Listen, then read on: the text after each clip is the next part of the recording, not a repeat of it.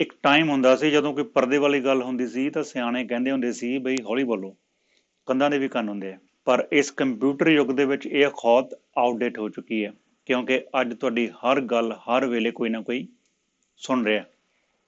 ਉਹ ਗੱਲਾਂ ਜਿਹੜੀਆਂ ਤੁਸੀਂ ਅਜੇ ਕਿਸੇ ਨੂੰ ਨਹੀਂ ਦੱਸੀਆਂ, ਜਾਂ ਉਹ ਸਾਰੀਆਂ ਪਰਸਨਲ ਗੱਲਾਂ ਜਿਹੜੀਆਂ ਕਿਸੇ ਸਕੇ ਸੰਬੰਧੀ ਨੂੰ ਵੀ ਨਹੀਂ ਪਤਾ ਹੋਣੀਆਂ ਚਾਹੀਦੀਆਂ, ਉਹ ਸਾਰੀਆਂ ਗੱਲਾਂ ਤੁਹਾਡੇ ਤੋਂ ਦੂਰ ਕਿਸੇ ਕੰਪਿਊਟਰ ਦੇ ਵਿੱਚ ਕੈਦ ਹੋ ਰਹੀਆਂ। ਸਾਡੀ ਇਹ ਸਾਰੀ ਪਰਸਨਲ ਇਨਫੋਰਮੇਸ਼ਨ, ਜਿਸ ਨੂੰ ਆਪਾਂ ਡਾਟਾ ਕਹਿੰਦੇ ਹਾਂ, ਇਹ ਆਨਲਾਈਨ ਬੜੇ ਮਹਿੰਗੇ ਮੁੱਲ ਵਿਕਦੀ ਹੈ।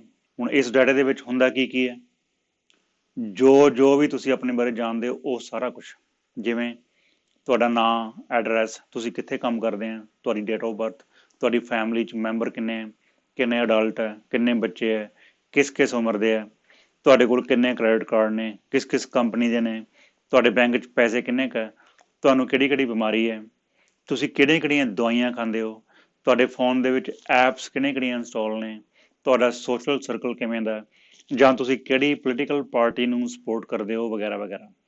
ਇੱਥੇ ਹੀ ਬਸ ਨਹੀਂ, ਬਲਕਿ ਹੋਰ ਬਹੁਤ ਕਿਸਮ ਦਾ ਸੂਖਮ ਡਾਟਾ ਹੁੰਦਾ ਹੈ ਜਿਸ ਦਾ ਸਾਨੂੰ ਖੁਦ ਨੂੰ ਵੀ ਅਹਿਸਾਸ ਨਹੀਂ ਹੁੰਦਾ। ਹਜ਼ਾਰਾਂ ਹੀ ਵੈਬਸਾਈਟਸ ਇਹ ਡਾਟਾ ਵੇਚ ਰਹੀਆਂ ਨੇ, ਜਿੱਥੋਂ ਜੇ ਤੁਸੀਂ ਚਾਹੋ ਤੇ ਤੁਸੀਂ ਵੀ ਇਹ ਡਾਟਾ ਖਰੀਦ ਸਕਦੇ ਹੋ। ਮਤਲਬ ਆਪਣਾ ਹੀ ਨਿੱਜੀ ਡਾਟਾ ਤੁਸੀਂ ਕਿਸੇ ਥਰਡ ਪਾਰਟੀ ਤੋਂ ਖਰੀਦ ਸਕਦੇ ਹੋ। ਸਿਰਫ ਇੱਕ ਵੈਬਸਾਈਟ ਤੇ ਛੋਟਾ ਜਿਹਾ ਸੈਂਪਲ ਦੇਖੋ। USA ਦੀ ਟੋਟਲ ਪੋਪੂਲੇਸ਼ਨ ਹੈ 330 ਮਿਲੀਅਨ, ਤੇ ਇਸ ਵੈਬਸਾਈਟ ਮੁਤਾਬਕ 250 ਮਿਲੀਅਨ ਤੋਂ ਉੱਪਰ US ਕੰਜ਼ਿਊਮਰਸ ਦਾ ਡਾਟਾ ਇਹਨਾਂ ਕੋਲ ਹੈ, ਜਾਂ ਕਹਿ ਲਓ ਤਕਰੀਬਨ ਹਰ ਘਰ ਦਾ ਡਾਟਾ ਇਹਨਾਂ ਕੋਲ ਹੈ। ਇਸ CSV ਫਾਈਲ ਦੇ ਵਿੱਚ ਇਹਨਾਂ ਨੇ ਐਕਚੁਅਲ ਡਾਟਾ ਸੈਂਪਲ ਵਜੋਂ ਦਿੱਤਾ ਹੋਇਆ ਹੈ, ਸੈਂਸਿਟਿਵ ਇਨਫੋਰਮੇਸ਼ਨ ਨੂੰ ਹਾਈਡ ਕੀਤਾ ਹੋਇਆ। ਇਹ ਘਰ ਦਾ ਐਡਰੈਸ ਹੈ।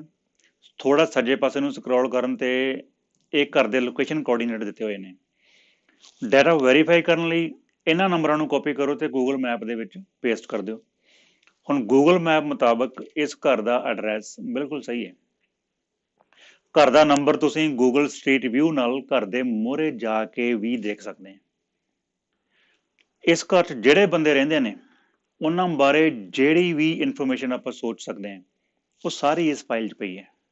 ਜਿਵੇਂ ਇਸ ਦੀ ਡੇਟ ਆਫ ਬਰਥ ਕੀ ਹੈ, ਇਹਦੇ ਕੋਲ ਪ੍ਰਾਪਰਟੀ ਕਿੰਨੀ ਹੈ, ਇਸ ਦੇ ਕਿੰਨੇ ਤੇ ਕਿਸ ਉਮਰ ਦੇ ਬੱਚੇ ਨੇ, ਘਰੇ ਕਿੰਨੇ ਮੈਂਬਰ ਰਹਿੰਦੇ ਨੇ, ਕਿੰਨੇ ਅਡਲਟ ਨੇ, ਕਿੰਨੀਆਂ ਪੁਸ਼ਤਾਂ ਤੋਂ ਇੱਥੇ ਹੀ ਰਹਿ ਰਹੇ ਨੇ, ਕਿਹੜੇ ਤੇ ਕਿੰਨੇ ਕ੍ਰੈਡਿਟ ਕਾਰਡ ਨੇ, ਇਸ ਦਾ ਚੈਕਿੰਗ ਅਕਾਊਂਟ, ਬੈਂਕ ਦਾ ਨਾਮ ਤੇ ਹੋਰ ਪਤਾ ਨਹੀਂ ਕੀ ਕੁਛ ਇਸ ਬੰਦੇ ਬਾਰੇ ਇੱਥੇ ਲਿਖਿਆ ਹੋਇਆ।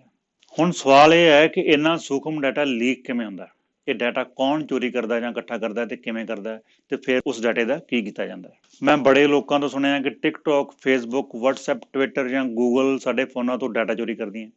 ਪਰ ਮੰਨ ਲਓ ਤੁਹਾਡੇ ਕੋਲ ਫੋਨ ਹੀ ਹੈ ਨਹੀਂ, ਜਾਂ ਫੋਨ ਹੀ ਨੋਕੀਆ 1100 ਹੈ, ਜਿਹਦੇ 'ਚ ਨਾ ਇੰਟਰਨੈਟ ਚੱਲਦਾ, ਨਾ ਇਹ 'ਚ ਗੂਗਲ ਹੈ, ਨਾ ਇਹ 'ਚ ਫੇਸਬੁੱਕ ਹੈ, ਨਾ ਇਹ 'ਚ ਟਿਕਟੌਕ ਹੈ, ਪਰ ਡਾਟਾ ਤੁਹਾਡਾ ਤਾਂ ਵੀ ਚੋਰੀ ਹੋ ਰਿਹਾ। ਜੇ ਤੁਸੀਂ ਅੱਜ ਨੋਕੀਆ 1100 ਛੱਡ ਕੇ ਕੋਈ ਐਂਡਰੋਇਡ ਜਾਂ ਆਈਫੋਨ ਲੈਂਦੇ ਹੋ ਤਾਂ ਜਦੋਂ ਤੁਸੀਂ ਇਹ ਐਪਸ ਇੰਸਟਾਲ ਕਰੋਗੇ ਤਾਂ ਤੁਹਾਡਾ 30-40% ਡਾਟਾ ਇਹਨਾਂ ਐਪਸ ਨੂੰ ਪਹਿਲਾਂ ਹੀ ਪਤਾ ਹੋਣਾ। ਟਿਕਟੌਕ ਭਾਵੇਂ ਇੰਡੀਆ 'ਚ ਬੈਨ ਕਰ ਦਿੱਤੀ ਗਈ ਹੈ, ਪਰ ਜੇ ਇੰਡੀਆ 'ਚ ਅੱਜ ਟਿਕਟੌਕ ਨੂੰ ਪ੍ਰਵਾਨਗੀ ਮਿਲਦੀ ਹੈ ਤੇ ਤੁਸੀਂ ਜਦੋਂ ਹੀ ਟਿਕਟੌਕ ਆਪਣੇ ਫੋਨ 'ਚ ਇੰਸਟਾਲ ਕਰੋਗੇ ਤਾਂ ਤੁਹਾਡਾ ਸਾਰਾ ਡਾਟਾ ਟਿਕਟੌਕ ਕੋਲ 1 ਸੈਕਿੰਡ ਤੋਂ ਵੀ ਪਹਿਲਾਂ ਪਹੁੰਚ ਜਾਣਾ। ਉਸ ਡਾਟੇ ਵਿੱਚ ਉਹ ਸਾਰਾ ਡਾਟਾ ਵੀ ਹੋਣਾ ਜਿਹੜਾ ਟਿਕਟੌਕ ਦੇ ਬੈਨ ਹੋਣ ਤੋਂ ਬਾਅਦ ਬਣਿਆ। ਜਿਵੇਂ ਜੇ ਟਿਕਟੌਕ ਬੈਨ ਹੋਣ ਤੋਂ ਪਹਿਲਾਂ ਤੁਹਾਡੇ ਕੋਲ ਇੱਕ ਕ੍ਰੈਡਿਟ ਕਾਰਡ ਸੀ ਤੇ ਤੁਸੀਂ ਟਿਕਟੌਕ ਬੈਨ ਹੋਣ ਤੋਂ ਬਾਅਦ ਦੇ ਵਿੱਚ ਇੱਕ ਕ੍ਰੈਡਿਟ ਕਾਰਡ ਹੋਰ ਬਣਵਾ ਲਿਆ, ਤੇ ਟਿਕਟੌਕ ਨੂੰ ਪਤਾ ਹੋਣਾ ਕਿ ਪਹਿਲਾਂ ਤੁਹਾਡੇ ਕੋਲ ਇੱਕ ਕ੍ਰੈਡਿਟ ਕਾਰਡ ਸੀ ਤੇ ਹੁਣ ਤੁਹਾਡੇ ਕੋਲ ਦੋ ਨੇ। ਉਹਨੂੰ ਇਹ ਵੀ ਪਤਾ ਹੋਣਾ ਕਿ ਪਹਿਲਾਂ ਤੁਹਾਡੇ ਕੋਲ AMEX ਸੀ ਤੇ ਤੁਸੀਂ ਦੂਜਾ ਵੀਜ਼ਾ ਲਿਆ। ਅੱਗੇ ਮੈਂ ਤੁਹਾਨੂੰ ਦੱਸਦਾ ਕਿ ਇਹ ਡਾਟਾ ਕੌਣ ਤੇ ਕਿਵੇਂ ਇਕੱਠਾ ਕਰਦਾ, ਫਿਰ ਤੁਹਾਨੂੰ ਕਲੀਅਰ ਹੋ ਜਾਣਾ ਕਿ ਟਿਕਟੌਕ ਕੋਲ ਡਾਟਾ ਪਹੁੰਚਦਾ ਕਿਵੇਂ ਹੈ। ਜੇ ਆਪਾਂ ਡਾਟਾ ਇਕੱਠਾ ਕਰਨ ਵਾਲੇ ਲੋਕਾਂ ਦੀ ਗੱਲ ਕਰੀਏ ਤਾਂ ਇੱਕ ਖਾਸ ਕਿਸਮ ਦੀਆਂ ਕੰਪਨੀਆਂ ਸੀਨ ਤੇ ਆਉਂਦੀਆਂ ਨੇ, ਜਿਨ੍ਹਾਂ ਨੂੰ ਡਾਟਾ ਬ੍ਰੋਕਰਸ ਕਿਹਾ ਜਾਂਦਾ ਹੈ। ਇਹਨਾਂ ਕੰਪਨੀਆਂ ਦਾ ਕੰਮ ਹੀ ਸਾਡਾ ਡਾਟਾ ਇਕੱਠਾ ਕਰਨਾ ਤੇ ਉਸ ਨੂੰ ਵੇਚਣਾ ਹੁੰਦਾ ਹੈ। ਇਹਨਾਂ ਕੰਪਨੀਆਂ ਦੇ ਨਾਂ ਜ਼ਿਆਦਾ ਪਪੂਲਰ ਨਹੀਂ ਹੁੰਦੇ, ਆਮ ਲੋਕਾਂ ਨੇ ਬਹੁਤੇ ਸੁਣੇ ਨਹੀਂ ਹੁੰਦੇ। ਉਦਾਹਰਨ ਲਈ ਦੁਨੀਆ ਦੇ ਸਭ ਤੋਂ ਵੱਡੇ ਡਾਟਾ ਬ੍ਰੋਕਰਸ ਦੇ ਵਿੱਚੋਂ ਇੱਕ ਹੈ Acxiom। ਇਹ USA ਦੀ ਕੰਪਨੀ ਹੈ ਤੇ ਮੈਂ ਗਰੰਟੀ ਨਾਲ ਕਹਿ ਸਕਦਾ ਕਿ USA 'ਚ ਰਹਿਣ ਵਾਲੇ ਵੀ ਬਹੁਤੇ ਲੋਕਾਂ ਨੇ ਇਸ ਕੰਪਨੀ ਦਾ ਨਾਂ ਨਹੀਂ ਸੁਣਿਆ ਹੋਣਾ। ਪਰ ਇਸ ਦਾ ਨੈਟਵਰਕ ਇੰਨਾ ਪਾਵਰਫੁਲ ਹੈ ਕਿ ਜੇ ਤੁਹਾਡੇ ਕੋਲ ਫੋਨ ਹੈ ਤੇ ਇਹ ਤੁਹਾਨੂੰ ਲਾਈਵ ਟਰੈਕ ਕਰ ਸਕਦੀ ਹੈ ਤੇ ਪਿੰਨ ਪੁਆਇੰਟ ਕਰ ਸਕਦੀ ਹੈ ਕਿ ਮਨਪ੍ਰੀਤ ਸਿੰਘ ਇਸ ਵੇਲੇ ਇਸ ਲੋਕੇਸ਼ਨ ਤੇ ਪੈਦਲ ਜਾ ਰਿਹਾ। ਪੂਰੀ ਦੁਨੀਆ ਦਾ ਡਾਟਾ ਇਸ ਕੰਪਨੀ ਕੋਲ ਹੈ। ਬੰਦੇ ਦੀ ਕੰਟੈਕਟ ਡਿਟੇਲ ਤੋਂ ਲੈ ਕੇ ਪੈਟ ਡਿਟੇਲ ਤੱਕ ਕਿਸੇ ਵੀ ਕਿਸਮ ਦਾ ਡਾਟਾ ਇੱਥੋਂ ਖਰੀਦਿਆ ਜਾ ਸਕਦਾ। ਹੁਣ ਜਿਹੜੀਆਂ ਫੇਸਬੁੱਕ ਤੇ ਟਿਕਟੌਕ ਵਰਗੀਆਂ ਕੰਪਨੀਆਂ ਇਹ ਵੀ ਇਦਾਂ ਦੇ ਡਾਟਾ ਬ੍ਰੋਕਰਸ ਤੋਂ ਡਾਟਾ ਖਰੀਦੀਆਂ ਨੇ। ਇਸ ਲਈ ਸਾਡੀ ਕਾਫੀ ਸਾਰੀ ਜਾਣਕਾਰੀ ਇਹਨਾਂ ਕੋਲ ਪਹਿਲਾਂ ਹੀ ਹੁੰਦੀ ਹੈ, ਭਾਵੇਂ ਤੁਸੀਂ ਫੋਨ ਵਰਤੋ ਜਾਂ ਨਾ ਵਰਤੋ, ਜਾਂ ਇਹਨਾਂ ਦੀ ਕੋਈ ਐਪ ਇੰਸਟਾਲ ਕਰੋ ਜਾਂ ਨਾ ਕਰੋ। ਦੁਨੀਆ 'ਚ ਕੋਈ 4000 ਦੇ ਕਰੀਬ ਡਾਟਾ ਬ੍ਰੋਕਰੇਜ ਕੰਪਨੀਆਂ ਨੇ, ਤੇ ਇਹ ਕੰਪਨੀਆਂ ਹਰ ਸਾਲ ਕੋਈ $200 ਬਿਲੀਅਨ ਦਾ ਬਿਜ਼ਨਸ ਕਰਦੀਆਂ। ਜੇ ਤੁਸੀਂ IT ਨਾਲ ਜੁੜੇ ਹੋ ਤਾਂ ਓਰੈਕਲ ਦਾ ਨਾਮ ਤੁਸੀਂ ਜ਼ਰੂਰ ਸੁਣਿਆ ਹੋਣਾ। ਓਰੈਕਲ ਵੀ ਦੁਨੀਆ ਦੇ ਕੁਝ ਚੋਣਵੇਂ ਡਾਟਾ ਬ੍ਰੋਕਰਸ ਦੇ ਵਿੱਚੋਂ ਇੱਕ ਹੈ। ਓਰੈਕਲ ਦੇ ਫਾਊਂਡਰ ਲੈਰੀ ਐਲੀਸਨ ਨੇ ਇੱਥੋਂ ਤੱਕ ਕਿਹਾ ਕਿ ਓਰੈਕਲ ਦੀ ਟਰੈਕਿੰਗ ਇੰਨੀ ਸੂਖਮ ਹੈ, ਇੰਨੀ ਬਰੀਕ ਹੈ ਕਿ ਜੇ ਤੁਸੀਂ ਕਿਸੇ ਸਟੋਰ 'ਚ ਹੋ ਤਾਂ ਉਸ ਸਟੋਰ ਦੀ ਕਿਸ ਆਇਲ 'ਚ ਕਿੱਥੇ ਖੜੇ ਹੋ ਅਤੇ ਜਿੱਥੇ ਤੁਸੀਂ ਹੋ ਉੱਥੇ ਕਿਹੜੀਆਂ ਚੀਜ਼ਾਂ ਸਟਾਕ 'ਚ ਨੇ, ਕਿਹੜੀਆਂ ਆਊਟ ਆਫ ਸਟਾਕ ਨੇ, ਇਸ ਦਾ ਓਰੈਕਲ ਨੂੰ ਪਤਾ ਹੁੰਦਾ। ਹੁਣ ਅੱਗੇ ਇਹ ਲੋਕ ਇਹਨਾਂ ਡਾਟਾ ਇਕੱਠਾ ਕਿਵੇਂ ਕਰਦੇ ਨੇ? ਇਹਨਾਂ ਨੇ ਜਿੰਨੇ ਕਿਸਮ ਦਾ ਡਾਟਾ ਇਕੱਠਾ ਕਰਨਾ ਹੁੰਦਾ, ਉਨੇ ਹੀ ਕਿਸਮ ਦੇ ਇਹਨਾਂ ਕੋਲ ਤਰੀਕੇ ਹੁੰਦੇ ਆ। ਆਪਾਂ ਸਾਰੇ ਤਰੀਕਿਆਂ ਦੀ ਗੱਲ ਤਾਂ ਨਹੀਂ ਕਰ ਪਾਵਾਂਗੇ ਇੱਥੇ, ਪਰ ਜਿਹੜੇ ਮੇਨ ਨੇ, ਜਿਨ੍ਹਾਂ ਨੂੰ ਆਪਾਂ ਕਹਿ ਸਕਦੇ ਹਾਂ ਕਿ ਇਹਨਾਂ ਨੇ ਸਾਡੀਆਂ ਜੇਬਾਂ 'ਚ ਹੀ ਪਾਏ ਹੋਏ ਆ, ਉਹਨਾਂ ਦੀ ਗੱਲ ਜ਼ਰੂਰ ਕਰਾਂਗੇ। ਡਾਟਾ ਇਕੱਠਾ ਕਰਨ ਦਾ ਸਭ ਤੋਂ ਸੌਖਾ ਤਰੀਕਾ ਹੈਗਾ ਉਹ ਹੈ ਪੁਆਇੰਟਸ ਕਾਰਡ। ਇਹਨਾਂ ਨੂੰ ਆਪਾਂ ਰਿਵਾਰਡ ਜਾਂ ਲੋਇਲਟੀ ਕਾਰਡ ਵੀ ਕਹਿੰਦੇ ਹਾਂ। ਪੁਆਇੰਟਸ ਕਾਰਡ ਲੈ ਕੇ ਕੰਪਨੀਆਂ ਸਾਡੇ ਮਗਰ ਘੁੰਮਦੀਆਂ। ਇਹ ਸਿਰਫ ਫ੍ਰੀ ਨਹੀਂ ਹੁੰਦੇ, ਬਲਕਿ ਕੰਪਨੀਆਂ ਸਾਨੂੰ ਪੁਆਇੰਟਸ ਕਾਰਡ ਵਰਤਣ ਲਈ ਪੈਸੇ ਵੀ ਦਿੰਦੀਆਂ। ਜਿਵੇਂ PC ਰਿਵਾਰਡਸ ਕਾਰਡ ਹੈ, ਇਸ ਤੋਂ ਸਾਲ ਦਾ ਤਕਰੀਬਨ $100-150 ਵਾਪਸ ਆ ਜਾਂਦਾ। ਕਿਉਂ ਇਹ ਕੰਪਨੀਆਂ ਕਾਰਡ ਲੈ ਕੇ ਸਾਡੇ ਮਗਰ ਘੁੰਮਦੀਆਂ ਨੇ? ਕਿਉਂਕਿ ਪੁਆਇੰਟਸ ਕਾਰਡ ਦਾ ਇੱਕੋ ਇੱਕ ਪਰਪਸ ਹੁੰਦਾ, ਉਹ ਹੈ ਡਾਟਾ ਇਕੱਠਾ ਕਰਨਾ। ਜਦੋਂ ਆਪਾਂ ਪੁਆਇੰਟਸ ਕਾਰਡ ਜਾਂ ਕ੍ਰੈਡਿਟ ਕਾਰਡ ਇਹਨਾਂ ਲਈ ਸਾਈਨ ਅਪ ਕਰਦੇ ਹਾਂ ਤਾਂ ਕੰਪਨੀ ਸਾਤੋਂ ਸਾਡੀ ਬੇਸਿਕ ਇਨਫੋਰਮੇਸ਼ਨ ਪਹਿਲਾਂ ਹੀ ਲੈ ਲੈਂਦੀ ਹੈ। ਸੋ ਇਹ ਉਹ ਇਨਫੋਰਮੇਸ਼ਨ ਹੁੰਦੀ ਹੈ ਜਿਹੜੀ ਸਾਨੂੰ ਆਇਡੈਂਟੀਫਾਈ ਕਰਦੀ ਹੈ। ਇਸ ਇਨਫੋਰਮੇਸ਼ਨ ਦੇ ਵਿੱਚ ਕੀ ਹੁੰਦਾ? ਸਾਡਾ ਨਾਮ, ਡੇਟ ਆਫ ਬਰਥ, ਐਡਰੈਸ ਤੇ ਫੋਨ ਨੰਬਰ ਵਗੈਰਾ। ਹੁਣ ਜਦੋਂ ਆਪਾਂ ਪੁਆਇੰਟਸ ਕਾਰਡ ਸਵਾਈਪ ਕਰਦੇ ਹਾਂ ਤਾਂ ਜਿਹੜੀਆਂ ਚੀਜ਼ਾਂ ਆਪਾਂ ਖਰੀਦੀਆਂ ਹੁੰਦੀਆਂ ਨੇ ਉਹ ਪੁਆਇੰਟਸ ਕਾਰਡ ਦੇ ਨਾਲ ਲਿੰਕ ਹੋ ਜਾਂਦੀਆਂ। ਇਸ ਤਰ੍ਹਾਂ ਲੋਕਾਂ ਦਾ ਜਿਹੜਾ ਸ਼ਾਪਿੰਗ ਦਾ ਡਾਟਾ ਇਹਨਾਂ ਕੋਲ ਇਕੱਠਾ ਹੋ ਜਾਂਦਾ ਹੈ, ਤੇ ਇਹਨਾਂ ਨੂੰ ਇਕੱਲੇ ਬੰਦੇ ਦਾ ਪਤਾ ਹੁੰਦਾ ਹੈ ਕਿ ਉਹ ਕਿਹੜੇ ਦਿਨ ਦੇ ਕਿਹੜੇ ਵੇਲੇ ਸਟੋਰ 'ਚੋਂ ਕੀ ਖਰੀਦਣ ਜਾਂਦਾ। ਫਿਰ ਕੰਪਿਊਟਰ ਉਸ ਡਾਟੇ ਨੂੰ ਸਟੱਡੀ ਕਰਦਾ ਤੇ ਫਿਰ ਉਹ ਹੋਰ ਡਾਟਾ ਬਣਾਉਂਦਾ ਤੇ ਫਿਰ ਉਹ ਪ੍ਰਿਡਿਕਟ ਕਰਦਾ ਕਿ ਕਿਸ ਬੰਦੇ ਨੂੰ ਕਦੋਂ ਤੇ ਕੀ ਵੇਚਿਆ ਜਾ ਸਕਦਾ। ਇਸ ਡਾਟੇ ਤੋਂ ਕੰਪਿਊਟਰ ਪਤਾ ਕਰ ਲੈਂਦਾ ਹੈ ਕਿ ਕਿਹੜਾ ਬੰਦਾ ਮਹਿੰਗੀਆਂ ਚੀਜ਼ਾਂ ਖਰੀਦਦਾ, ਕਿਹੜਾ ਸਸਤੀਆਂ ਖਰੀਦਦਾ, ਕਿਹੜਾ ਬੰਦਾ ਕਿਹੜੀ ਬ੍ਰਾਂਡ ਦੀਆਂ ਚੀਜ਼ਾਂ ਜ਼ਿਆਦਾ ਖਰੀਦਦਾ, ਕਿਹੜੇ ਦਿਨ ਖਰੀਦਦਾ ਤੇ ਦਿਨ ਦੇ ਕਿਹੜੇ ਵੇਲੇ ਖਰੀਦਦਾ। ਇਸੇ ਲਈ ਜੇ ਤੁਸੀਂ ਸੰਡੇ ਗਰੋਸਰੀ ਲੈਣ ਜਾਂਦੇ ਹੋ ਤਾਂ ਤੁਹਾਨੂੰ ਫਰਾਈਡੇ ਜਾਂ ਸੈਚਰਡੇ ਫੋਨ ਤੇ ਐਡ ਜਾਂ ਡੀਲਸ ਆਉਣੇ ਸ਼ੁਰੂ ਹੋ ਜਾਂਦੀਆਂ, ਤਾਂ ਕਿ ਸੰਡੇ ਤੱਕ ਤੁਹਾਨੂੰ ਉਹ ਐਡ ਜਾਂ ਡੀਲ ਯਾਦ ਰਵੇ। ਤੇ ਜੇ ਤੁਸੀਂ ਵੈਨਸਡੇ ਗਰੋਸਰੀ ਲੈਣ ਜਾਂਦੇ ਹੋ ਤਾਂ ਤੁਹਾਨੂੰ ਸੰਡੇ ਜਾਂ ਮੰਡੇ ਐਡਸ ਆਉਣੇ ਸ਼ੁਰੂ ਹੋਣਗੀਆਂ। ਤੇ ਜੇ ਤੁਸੀਂ ਕਦੇ ਪਹਿਲਾਂ ਨੋਟਿਸ ਨਹੀਂ ਕੀਤਾ, ਹੁਣ ਨੋਟਿਸ ਕਰਨਾ ਸ਼ੁਰੂ ਕਰੋ। ਡਾਟਾ ਇਕੱਠਾ ਕਰਨ ਦਾ ਦੂਸਰਾ ਤਰੀਕਾ ਹੈਗਾ ਉਹ ਹੈ ਕ੍ਰੈਡਿਟ ਕਾਰਡ। ਇਹ ਪੁਆਇੰਟਸ ਕਾਰਡ ਵਾਲਾ ਕੰਮ ਤਾਂ ਕਰਦੇ ਆ, ਪਰ ਇਸ ਦੇ ਨਾਲ ਇਹਨਾਂ ਕੋਲ ਸਾਡੇ ਇੱਕ ਦਿਨ ਦਾ ਹਿਸਾਬ ਵੀ ਹੁੰਦਾ। ਉਹ ਹੁੰਦਾ ਕਿ ਅਸੀਂ ਕਿਸ ਸਟੋਰ ਤੋਂ ਕਿਸ ਦਿਨ ਕੀ ਖਰੀਦਿਆ, ਕਿੰਨੇ ਦਾ ਖਰੀਦਿਆ, ਫਿਰ ਸਾਡਾ ਮਹੀਨੇ ਦਾ ਖਰਚਾ ਵਗੈਰਾ, ਇਹ ਸਾਰਾ ਕੁਝ ਇਹਨਾਂ ਨੂੰ ਪਤਾ ਹੁੰਦਾ। ਹੁਣ ਤਕਰੀਬਨ ਸਾਰੇ ਕ੍ਰੈਡਿਟ ਕਾਰਡ ਆ ਉਹ ਪੁਆਇੰਟਸ ਕਾਰਡ ਵੀ ਬਣਦੇ ਜਾ ਰਹੇ ਆ। ਜਿਵੇਂ TD ਬੈਂਕ ਹੈ, TD ਬੈਂਕ ਨੇ ਸਾਰੇ ਕ੍ਰੈਡਿਟ ਕਾਰਡ ਨੂੰ ਰਿਵਾਰਡਸ ਕਾਰਡ ਦੇ ਵਿੱਚ ਬਦਲ ਦਿੱਤਾ। PC ਮਾਸਟਰ ਕਾਰਡ ਇੱਕ ਜਾਣਿਆ ਪਛਾਣਿਆ ਨਾਮ ਹੈ। PC ਮਾਸਟਰ ਕਾਰਡ ਦੀ ਵੈਬਸਾਈਟ ਤੇ ਜਾਓ, ਇਸ ਮੈਨੂ ਦੇ ਵਿੱਚ ਲੀਗਲ ਸਟੱਫ ਤੇ ਕਲਿੱਕ ਕਰੋ, ਫਿਰ ਲੀਗਲ ਸਟੱਫ ਪੇਜ ਵਿੱਚ ਡਿਸਕਲੋਜ਼ਰ ਸਮਰੀ ਤੇ ਕਲਿੱਕ ਕਰਨ ਤੇ ਮਾਸਟਰ ਕਾਰਡ ਦਾ application disclosure summary document open ਹੁੰਦਾ। ਇਹ ਉਹ ਡਾਕੂਮੈਂਟ ਹੈ ਜਿਹੜਾ ਮਾਸਟਰ ਕਾਰਡ ਦੀ ਐਪਲੀਕੇਸ਼ਨ ਦੇ ਨਾਲ ਹੀ ਸਾਈਨ ਹੁੰਦਾ। ਮਤਲਬ ਜਦੋਂ ਅਸੀਂ ਮਾਸਟਰ ਕਾਰਡ ਲਈ ਅਪਲਾਈ ਕਰਨਾ ਹੁੰਦਾ ਤੇ ਨਾਲ ਇਹ ਡਾਕੂਮੈਂਟ ਵੀ ਸਾਈਨ ਹੁੰਦਾ। ਤਾਂ ਇਹਦੇ ਵਿੱਚ ਇਹਨਾਂ ਨੇ ਬਿਲਕੁਲ ਸਾਫ਼ ਲਿਖਿਆ ਹੋਇਆ ਕਿ ਤੁਹਾਡੇ ਐਪਲੀਕੇਸ਼ਨ ਡਾਟੇ ਦੇ ਨਾਲ ਤੁਹਾਡਾ ਟ੍ਰਾਂਜੈਕਸ਼ਨਲ ਡਾਟਾ, ਮਤਲਬ ਤੁਸੀਂ ਕਦੋਂ, ਕਿੱਥੇ, ਕਿੰਨਾ ਤੇ ਕੀ ਖਰਚਿਆ, ਇਹ ਵੀ ਸ਼ੇਅਰ ਕੀਤਾ ਜਾਵੇਗਾ। ਫਿਰ ਇਹ ਵੀ ਲਿਖਿਆ ਹੋਇਆ ਹੈ ਕਿ ਜਿਸ ਪਾਰਟੀ ਨਾਲ ਡਾਟਾ ਸ਼ੇਅਰ ਕੀਤਾ ਜਾਵੇਗਾ ਉਹਨਾਂ ਨੇ ਇਸ ਡਾਟੇ ਨਾਲ ਕੀ ਕਰਨਾ, ਉਹ ਉਹਨਾਂ ਦੀ ਪਾਲਿਸੀ ਤੇ ਡਿਪੈਂਡ ਕਰਦਾ। ਹੁਣ PC ਮਾਸਟਰ ਕਾਰਡ ਦੀ ਪੇਰੈਂਟ ਕੰਪਨੀ ਹੈ ਲੋਬਲਾ ਨੇ ਆਪਣੀ ਪ੍ਰਾਈਵੇਸੀ ਪਾਲਿਸੀ ਦੇ ਵਿੱਚ ਲਿਖਿਆ ਹੋਇਆ ਕਿ ਉਹ ਤੁਹਾਡੀ ਇਨਫੋਰਮੇਸ਼ਨ ਫੇਸਬੁੱਕ ਤੇ ਗੂਗਲ ਵਰਗੀਆਂ ਕੰਪਨੀਆਂ ਨਾਲ ਸ਼ੇਅਰ ਕਰ ਸਕਦੀ ਹੈ। ਤੇ ਹੋਮ ਡਿਪੋ ਸਾਡੇ ਕੋਲ ਰੀਸੈਂਟ ਐਗਜ਼ਾਮਪਲ ਹੈ ਇਹਦੀ। ਫਿਰ ਆਉਂਦੇ ਨੇ ਨੈਟਵਰਕ ਪ੍ਰੋਵਾਈਡਰਸ, ਜਿਨ੍ਹਾਂ ਦੀਆਂ ਆਪਾਂ ਸਿਮਾਂ ਵਰਤਦੇ ਹਾਂ, ਜਿਵੇਂ AT&T ਹੋ ਗਿਆ, ਬੈਲ, ਰੋਜਰਸ ਜਾਂ ਏਅਰਟੈਲ ਵਗੈਰਾ। ਇਹਨਾਂ ਤੋਂ ਵੀ ਡਾਟਾ ਬ੍ਰੋਕਰਸ ਸਾਡਾ ਲੋਕੇਸ਼ਨ ਦਾ ਡਾਟਾ ਤੇ ਹੋਰ ਕਾਫੀ ਸਾਰਾ ਡਾਟਾ ਲੈਂਦੇ ਆ। ਸਾਡੀ ਹਰ ਐਕਟੀਵਿਟੀ ਜਿਹੜੀ ਇੰਟਰਨੈਟ ਜਾਂ ਫੋਨ ਤੇ ਹੁੰਦੀ ਹੈ ਉਹ ਪਹਿਲਾਂ ਇਹਨਾਂ ਕੋਲ ਹੀ ਪਹੁੰਚਦੀ ਹੈ। ਜਿਵੇਂ ਅਸੀਂ ਕਿਹੜੀਆਂ ਵੈਬਸਾਈਟਸ ਵਿਜ਼ਿਟ ਕਰਦੇ ਹਾਂ, ਕਿਹੜੀਆਂ ਐਪਸ ਵਰਤਦੇ ਹਾਂ, ਸਾਡੇ ਫਿੰਗਰਪ੍ਰਿੰਟ, ਵੌਇਸ ਪ੍ਰਿੰਟ, ਸਾਡੀ ਲੋਕੇਸ਼ਨ, ਸਾਡੇ ਟੈਕਸਟ ਮੈਸੇਜ, ਅਸੀਂ ਕਿੰਨਾ ਲੋਕਾਂ ਨਾਲ ਫੋਨ ਤੇ ਕੀ ਗੱਲ ਕਰਦੇ ਹਾਂ ਵਗੈਰਾ ਵਗੈਰਾ, ਇਹ ਸਾਰਾ ਕੁਝ ਇਹਨਾਂ ਨੂੰ ਪਤਾ ਹੁੰਦਾ। ਆਪਾਂ ਉਦਾਹਰਨ ਲੈਣੇ AT&T ਦੀ। AT&T ਕਿਸ ਤਰ੍ਹਾਂ ਦਾ ਡਾਟਾ ਇਕੱਠਾ ਕਰਦੀ ਹੈ, ਇਸ ਦੀਆਂ ਕੁਝ ਐਗਜ਼ਾਮਪਲਸ ਇਹਨਾਂ ਨੇ ਆਪਣੀ ਪ੍ਰਾਈਵੇਸੀ ਪਾਲਿਸੀ ਦੇ ਵਿੱਚ ਦਿੱਤੀਆਂ ਹੋਈਆਂ, ਜਿਵੇਂ ਅਕਾਊਂਟ ਇਨਫੋਰਮੇਸ਼ਨ ਹੋ ਗਈ, ਤੁਹਾਡੀ ਕੰਟੈਕਟ ਅਤੇ ਬਿਲਿੰਗ ਇਨਫੋਰਮੇਸ਼ਨ, ਤੁਸੀਂ ਕਿਹੜੀਆਂ ਵੈਬਸਾਈਟਸ ਖੋਲਦੇ ਆ, ਕਿਹੜੀਆਂ ਐਪਸ ਵਰਤਦੇ ਆ, ਤੁਹਾਡੀ ਟੈਬਲੇਟ ਜਾਂ ਫੋਨ ਦਾ ਡਾਟਾ, ਜਿਵੇਂ ਉਹਦੀ ਡਿਵਾਈਸ ID, ਉਹਦੇ 'ਚ ਕਿਹੜਾ ਆਪਰੇਟਿੰਗ ਸਿਸਟਮ ਹੈ, ਫੋਨ ਦੀਆਂ ਸੈਟਿੰਗਸ ਵਗੈਰਾ, ਤੇ ਫਿਰ ਤੁਹਾਡੀ ਲੋਕੇਸ਼ਨ, ਫਿੰਗਰਪ੍ਰਿੰਟ, ਵੌਇਸ ਪ੍ਰਿੰਟ ਵਗੈਰਾ। ਜਿਸ ਕਿਸਮ ਦਾ ਡਾਟਾ ਇਹ ਇਕੱਠਾ ਕਰਦੇ ਨੇ, ਇਹ ਸਿਰਫ ਉਸ ਦੀਆਂ ਕੁਝ ਉਦਾਹਰਨਾਂ ਨੇ, ਇਹ ਕੰਪਲੀਟ ਲਿਸਟ ਨਹੀਂ ਹੈ। ਫਿਰ ਇਸ ਡਾਟੇ ਨਾਲ ਕੀ ਕਰਦੇ ਨੇ, ਇਸ ਦਾ ਉੱਤਰ ਬੜਾ ਸਿੰਪਲ ਹੈ। AT&T ਦੀ ਵੈਬਸਾਈਟ ਤੋਂ ਯੂਅਰ ਪ੍ਰਾਈਵੇਸੀ ਚੁਆਇਸਿਸ ਲਿੰਕ ਤੋਂ ਪ੍ਰਾਈਵੇਸੀ ਸੈਂਟਰ ਪੇਜ ਓਪਨ ਕਰੋ। ਇਸ ਪੇਜ ਦੇ ਮਿਡਲ 'ਚ ਇੱਕ ਲਿੰਕ ਹੈ, ਡੂ ਨੋਟ ਸੈਲ ਔਰ ਸ਼ੇਅਰ।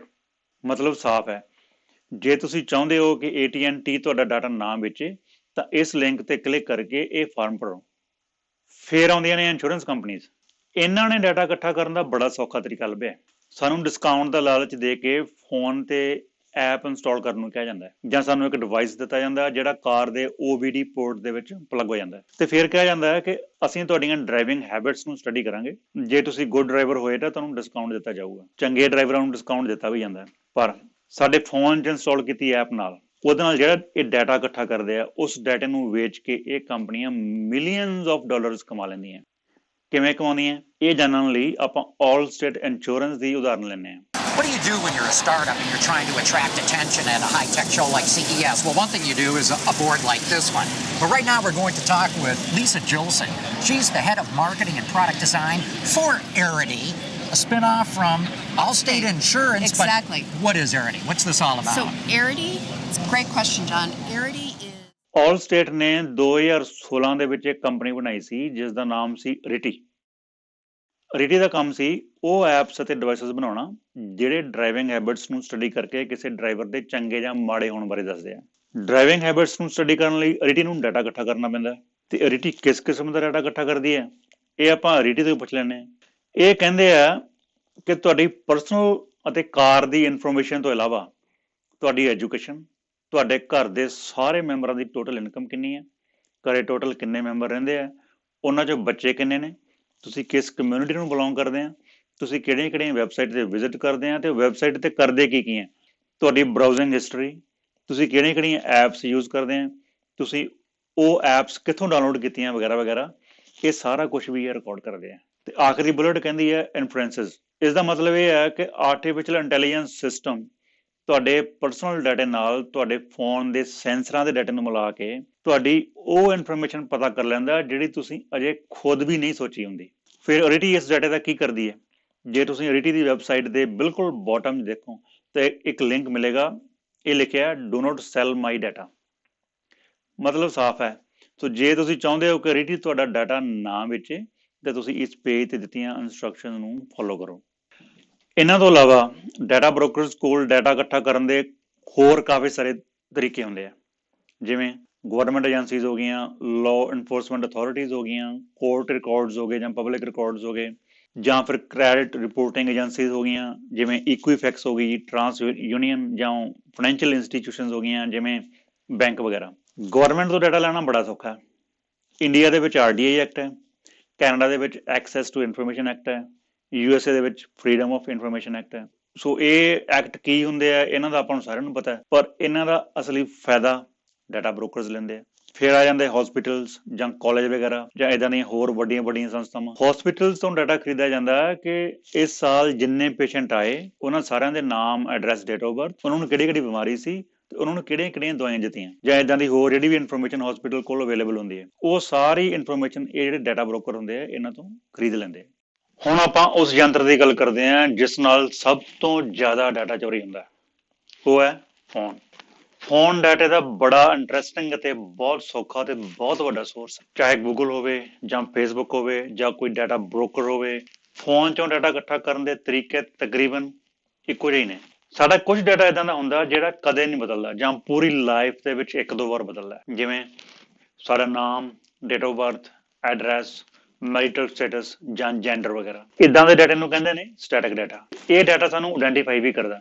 ਇਹ ਉਹ ਡਾਟਾ ਹੁੰਦਾ ਹੈ ਜਿਸ ਨੂੰ ਚੋਰੀ ਕਰਨ ਦੀ ਕਿਸੇ ਨੂੰ ਲੋੜ ਹੀ ਨਹੀਂ ਪੈਂਦੀ, ਕਿਉਂਕਿ ਅਸੀਂ ਡਰਾਈਵਿੰਗ ਲਾਇਸੈਂਸ ਬਣਾਉਣਾ ਹੋਵੇ, ਕ੍ਰੈਡਿਟ ਕਾਰਡ ਬਣਾਉਣਾ ਹੋਵੇ, ਫੇਸਬੁੱਕ ਅਕਾਊਂਟ ਜਾਂ ਗੂਗਲ ਅਕਾਊਂਟ ਬਣਾਉਣਾ ਹੋਵੇ, ਇਹ ਸਾਰੀ ਇਨਫੋਰਮੇਸ਼ਨ ਸਾਨੂੰ ਆਪ ਹੀ ਇਹਨਾਂ ਨੂੰ ਦੇਣੀ ਪੈਂਦੀ ਹੈ। ਫਿਰ ਸਾਡਾ ਕੌਨਫੀਡੈਂਸ਼ੀਅਲ ਡਾਟਾ ਹੁੰਦਾ, ਜਿਵੇਂ ਬੈਂਕ ਦੀ ਡਿਟੇਲ ਹੋ ਗਈ, ਸਾਡੇ ਕਿਹੜੀ ਬੈਂਕ 'ਚ ਅਕਾਊਂਟ ਨੇ, ਜਾਂ ਸਾਡੇ ਕੋਲ ਕਿੰਨੇ ਕ੍ਰੈਡਿਟ ਕਾਰਡ ਨੇ, ਕਿਹੜੀ ਕਿਹੜੀ ਕੰਪਨੀ ਦੇ ਨੇ, ਜਾਂ ਸਾਡਾ ਡਰਾਈਵਿੰਗ ਲਾਇਸੈਂਸ ਨੰਬਰ ਹੋ ਗਿਆ, ਜਾਂ ਸੋਸ਼ਲ ਸਿਕਿਉਰਿਟੀ ਨੰਬਰ ਹੋ ਗਿਆ।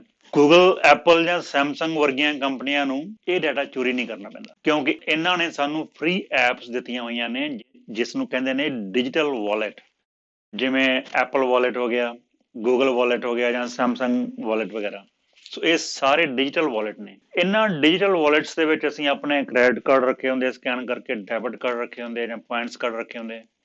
ਇਸ ਲਈ ਸਾਡੇ ਕ੍ਰੈਡਿਟ ਕਾਰਡ ਜਾਂ ਡੈਬਿਟ ਕਾਰਡ ਦੀ ਜਿਹੜੀ ਇਨਫੋਰਮੇਸ਼ਨ ਹੁੰਦੀ ਹੈ, ਇਹਨਾਂ ਕੰਪਨੀਆਂ ਕੋਲ ਹੁੰਦੀ ਹੈ। ਇਹ ਕੰਪਨੀਆਂ ਸਾਡਾ ਇਹ ਡਾਟਾ ਵਰਤਦੀਆਂ ਵੀ ਨੇ। ਜਿਵੇਂ ਸੈਮਸੰਗ ਨੇ ਵਾਲੇਟ ਪ੍ਰਾਈਵੇਸੀ ਪਾਲਿਸੀ ਦੇ ਵਿੱਚ ਸਾਫ਼ ਲਿਖਿਆ ਹੋਇਆ ਕਿ ਵਾਲੇਟ ਡਾਟਾ ਐਡਵਰਟਾਈਜ਼ਮੈਂਟ ਲਈ ਵਰਤਿਆ ਜਾ ਸਕਦਾ ਹੈ। ਸੋ ਇਸੇ ਪੇਜ ਦੇ ਅਖੀਰ ਦੇ ਵਿੱਚ ਇੱਕ ਲਿੰਕ ਹੈ ਜਿਹਦੇ ਤੇ ਲਿਖਿਆ ਹੋਇਆ ਡੂ ਨਾਟ ਸੈਲ ਔਰ ਸ਼ੇਅਰ ਮਾਈ ਪਰਸਨਲ ਇਨਫੋਰਮੇਸ਼ਨ। ਸੋ ਇਹ ਆਪਣੇ ਆਪ ਦੇ ਵਿੱਚ ਹੀ ਕਾਫੀ ਕੁਝ ਕਹਿ ਰਿਹਾ। ਤੀਸਰੀ ਕਿਸਮ ਹੈ ਬਿਹੇਵੀਅਰਲ ਡਾਟਾ ਜਾਂ ਵਿਵਹਾਰਕ ਡਾਟਾ। ਇਹ ਉਹ ਡਾਟਾ ਹੁੰਦਾ ਜਿਹੜਾ ਸਾਡੇ ਸੁਭਾਅ ਨੂੰ ਜਾਂ ਸਾਡੀਆਂ ਆਦਤਾਂ ਨੂੰ ਸਟੱਡੀ ਕਰਕੇ ਕੈਲਕੂਲੇਟ ਕੀਤਾ ਜਾਂਦਾ। ਸਾਡੇ ਸੁਭਾਵਿਕ ਡਾਟੇ ਨੂੰ ਸਟੱਡੀ ਕਰਕੇ ਆਰਟੀਫਿਸ਼ੀਅਲ ਇੰਟੈਲੀਜੈਂਸ ਸਿਸਟਮ ਸਾਡੇ ਮੂਡ ਤੋਂ ਲੈ ਕੇ ਸਾਡੀ ਬੈਂਕ 'ਚ ਪਏ ਪੈਸਿਆਂ ਤੱਕ ਸਭ ਕੁਝ ਪਤਾ ਕਰ ਲੈਂਦਾ। ਇਹੀ ਉਹ ਡਾਟਾ ਹੁੰਦਾ ਜਿਸ ਨੂੰ ਇਕੱਠਾ ਕਰਨ ਲਈ ਫੋਨ ਸਭ ਤੋਂ ਵੱਧ ਹੈਲਪਫੁਲ ਹੁੰਦਾ। ਜਿੰਨੀਆਂ ਵੀ ਐਪ ਸਾਡਾ ਡਾਟਾ ਇਕੱਠਾ ਕਰਦੀਆਂ ਨੇ, ਉਹਨਾਂ ਚੋਂ ਜ਼ਿਆਦਾਤਰ ਸਾਡਾ ਵਿਵਹਾਰਕ ਡਾਟਾ ਹੀ ਇਕੱਠਾ ਕਰ ਰਹੀਆਂ ਹੁੰਦੀਆਂ। ਹੁਣ ਆਪਾਂ ਵਾਪਸ ਉਸੇ ਸਵਾਲ ਤੇ ਆਉਣੇ ਆ ਕਿ ਫੋਨ ਚੋਂ ਡਾਟਾ ਲੀਕ ਕਿਵੇਂ ਹੁੰਦਾ ਹੈ। ਜੇ ਫੋਨ ਦੇ ਡਾਟੇ ਦੀ ਗੱਲ ਕਰਨੀ ਹੋਵੇ ਤਾਂ ਫਿਰ ਗੱਲ ਸ਼ੁਰੂ ਹੁੰਦੀ ਹੈ ਗੂਗਲ ਤੋਂ। ਤੁਹਾਡੇ ਕੋਲ ਭਾਵੇਂ ਆਈਫੋਨ ਹੈ, ਭਾਵੇਂ ਐਂਡਰੋਇਡ ਫੋਨ ਹੈ, ਗੂਗਲ ਕੋਲ ਤੁਹਾਡੀ ਹਰ ਐਕਟੀਵਿਟੀ ਪਹੁੰਚਦੀ ਹੈ। ਜੇ ਤੁਹਾਡੇ ਕੋਲ ਆਈਫੋਨ ਹੈ ਤੇ ਤੁਸੀਂ ਦੇਖਿਆ ਹੋਣਾ ਆਈਫੋਨ ਦੇ ਸਫਾਰੀ ਬਰਾਊਜ਼ਰ ਦੇ ਵਿੱਚ ਡਿਫਾਲਟ ਸਰਚ ਇੰਜਨ ਗੂਗਲ ਹੈ। ਮਤਲਬ ਜੇ ਤੁਸੀਂ ਸਫਾਰੀ ਦੇ ਵਿੱਚ ਕੁਝ ਸਰਚ ਕਰੋ ਤੇ ਗੂਗਲ ਦੀ ਸਰਚ ਚੱਲਦੀ ਹੈ। ਸਫਾਰੀ 'ਚ ਗੂਗਲ ਨੂੰ ਡਿਫਾਲਟ ਸਰਚ ਇੰਜਨ ਬਣਾਈ ਰੱਖਣ ਲਈ ਗੂਗਲ ਐਪਲ ਨੂੰ $20 ਬਿਲੀਅਨ ਸਾਲ ਦਾ ਪੇ ਕਰਦੀ ਹੈ। $20 ਬਿਲੀਅਨ ਐਪਲ ਦਾ ਜਿੰਨਾ ਟੋਟਲ ਸਾਲਾਨਾ ਪ੍ਰੋਫਿਟ ਹੈ ਉਹਦਾ 10% ਹੈ। ਹੁਣ ਗੂਗਲ ਇੰਨੀ ਪਾਗਲ ਨਹੀਂ ਹੈ ਕਿ $20 ਬਿਲੀਅਨ ਐਵੇਂ ਸੁੱਟ ਦੇਵੇਗੀ। ਜੇ ਆਈਫੋਨ ਦੇ ਵਿੱਚ ਗੂਗਲ ਕਰੋਮ ਜਾਂ YouTube ਵਰਗੀਆਂ ਐਪਸ ਨੇ ਤਾਂ ਆਈਫੋਨ ਨੂੰ ਲੌਕ ਕਰਕੇ ਟੇਬਲ ਤੇ ਰੱਖ ਦਿਓ, ਤਾਂ ਵੀ 1 ਘੰਟੇ ਦੇ ਵਿੱਚ 50 ਵਾਰੀ ਗੂਗਲ ਨੂੰ ਡਾਟਾ ਟ੍ਰਾਂਸਮਿਟ ਹੁੰਦਾ। ਤੇ ਜੇ ਤੁਹਾਡੇ ਕੋਲ ਐਂਡਰੋਇਡ ਫੋਨ ਹੈ ਤਾਂ ਲੌਕ ਕਰਕੇ ਰੱਖੇ ਫੋਨ ਚੋਂ 24 ਘੰਟਿਆਂ ਦੇ ਵਿੱਚ 340 ਵਾਰੀ ਡਾਟਾ ਗੂਗਲ ਨੂੰ ਜਾਂਦਾ ਹੈ। ਫੋਨ ਤੋਂ ਡਾਟਾ ਇਕੱਠਾ ਕਰਨ ਦੇ 2 ਮੇਨ ਤਰੀਕੇ ਨੇ। ਸਭ ਤੋਂ ਪਹਿਲਾ ਤਰੀਕਾ ਹੈ ਫੋਨ ਦੇ ਸੈਂਸਰਸ ਦਾ ਡਾਟਾ ਕਲੱਬ ਕਰਕੇ ਪਰਸਨਲ ਡਾਟਾ ਜਨਰੇਟ ਕਰਨਾ। ਇੱਕ ਸਮਾਰਟਫੋਨ ਦੇ ਵਿੱਚ ਕੋਈ 10-15 ਸੈਂਸਰ ਹੁੰਦੇ ਨੇ, ਜਿਨ੍ਹਾਂ ਚੋਂ ਮੁੱਖ ਨੇ ਬੈਰੋਮੀਟਰ। ਇਹ ਸੈਂਸਰ ਐਟਮੋਸਫੇਰਿਕ ਪ੍ਰੈਸ਼ਰ ਕੈਲਕੂਲੇਟ ਕਰਦਾ ਤੇ ਮੌਸਮ ਦਾ ਹਾਲ ਪਤਾ ਕਰਨ ਲਈ ਵਰਤਿਆ ਜਾਂਦਾ।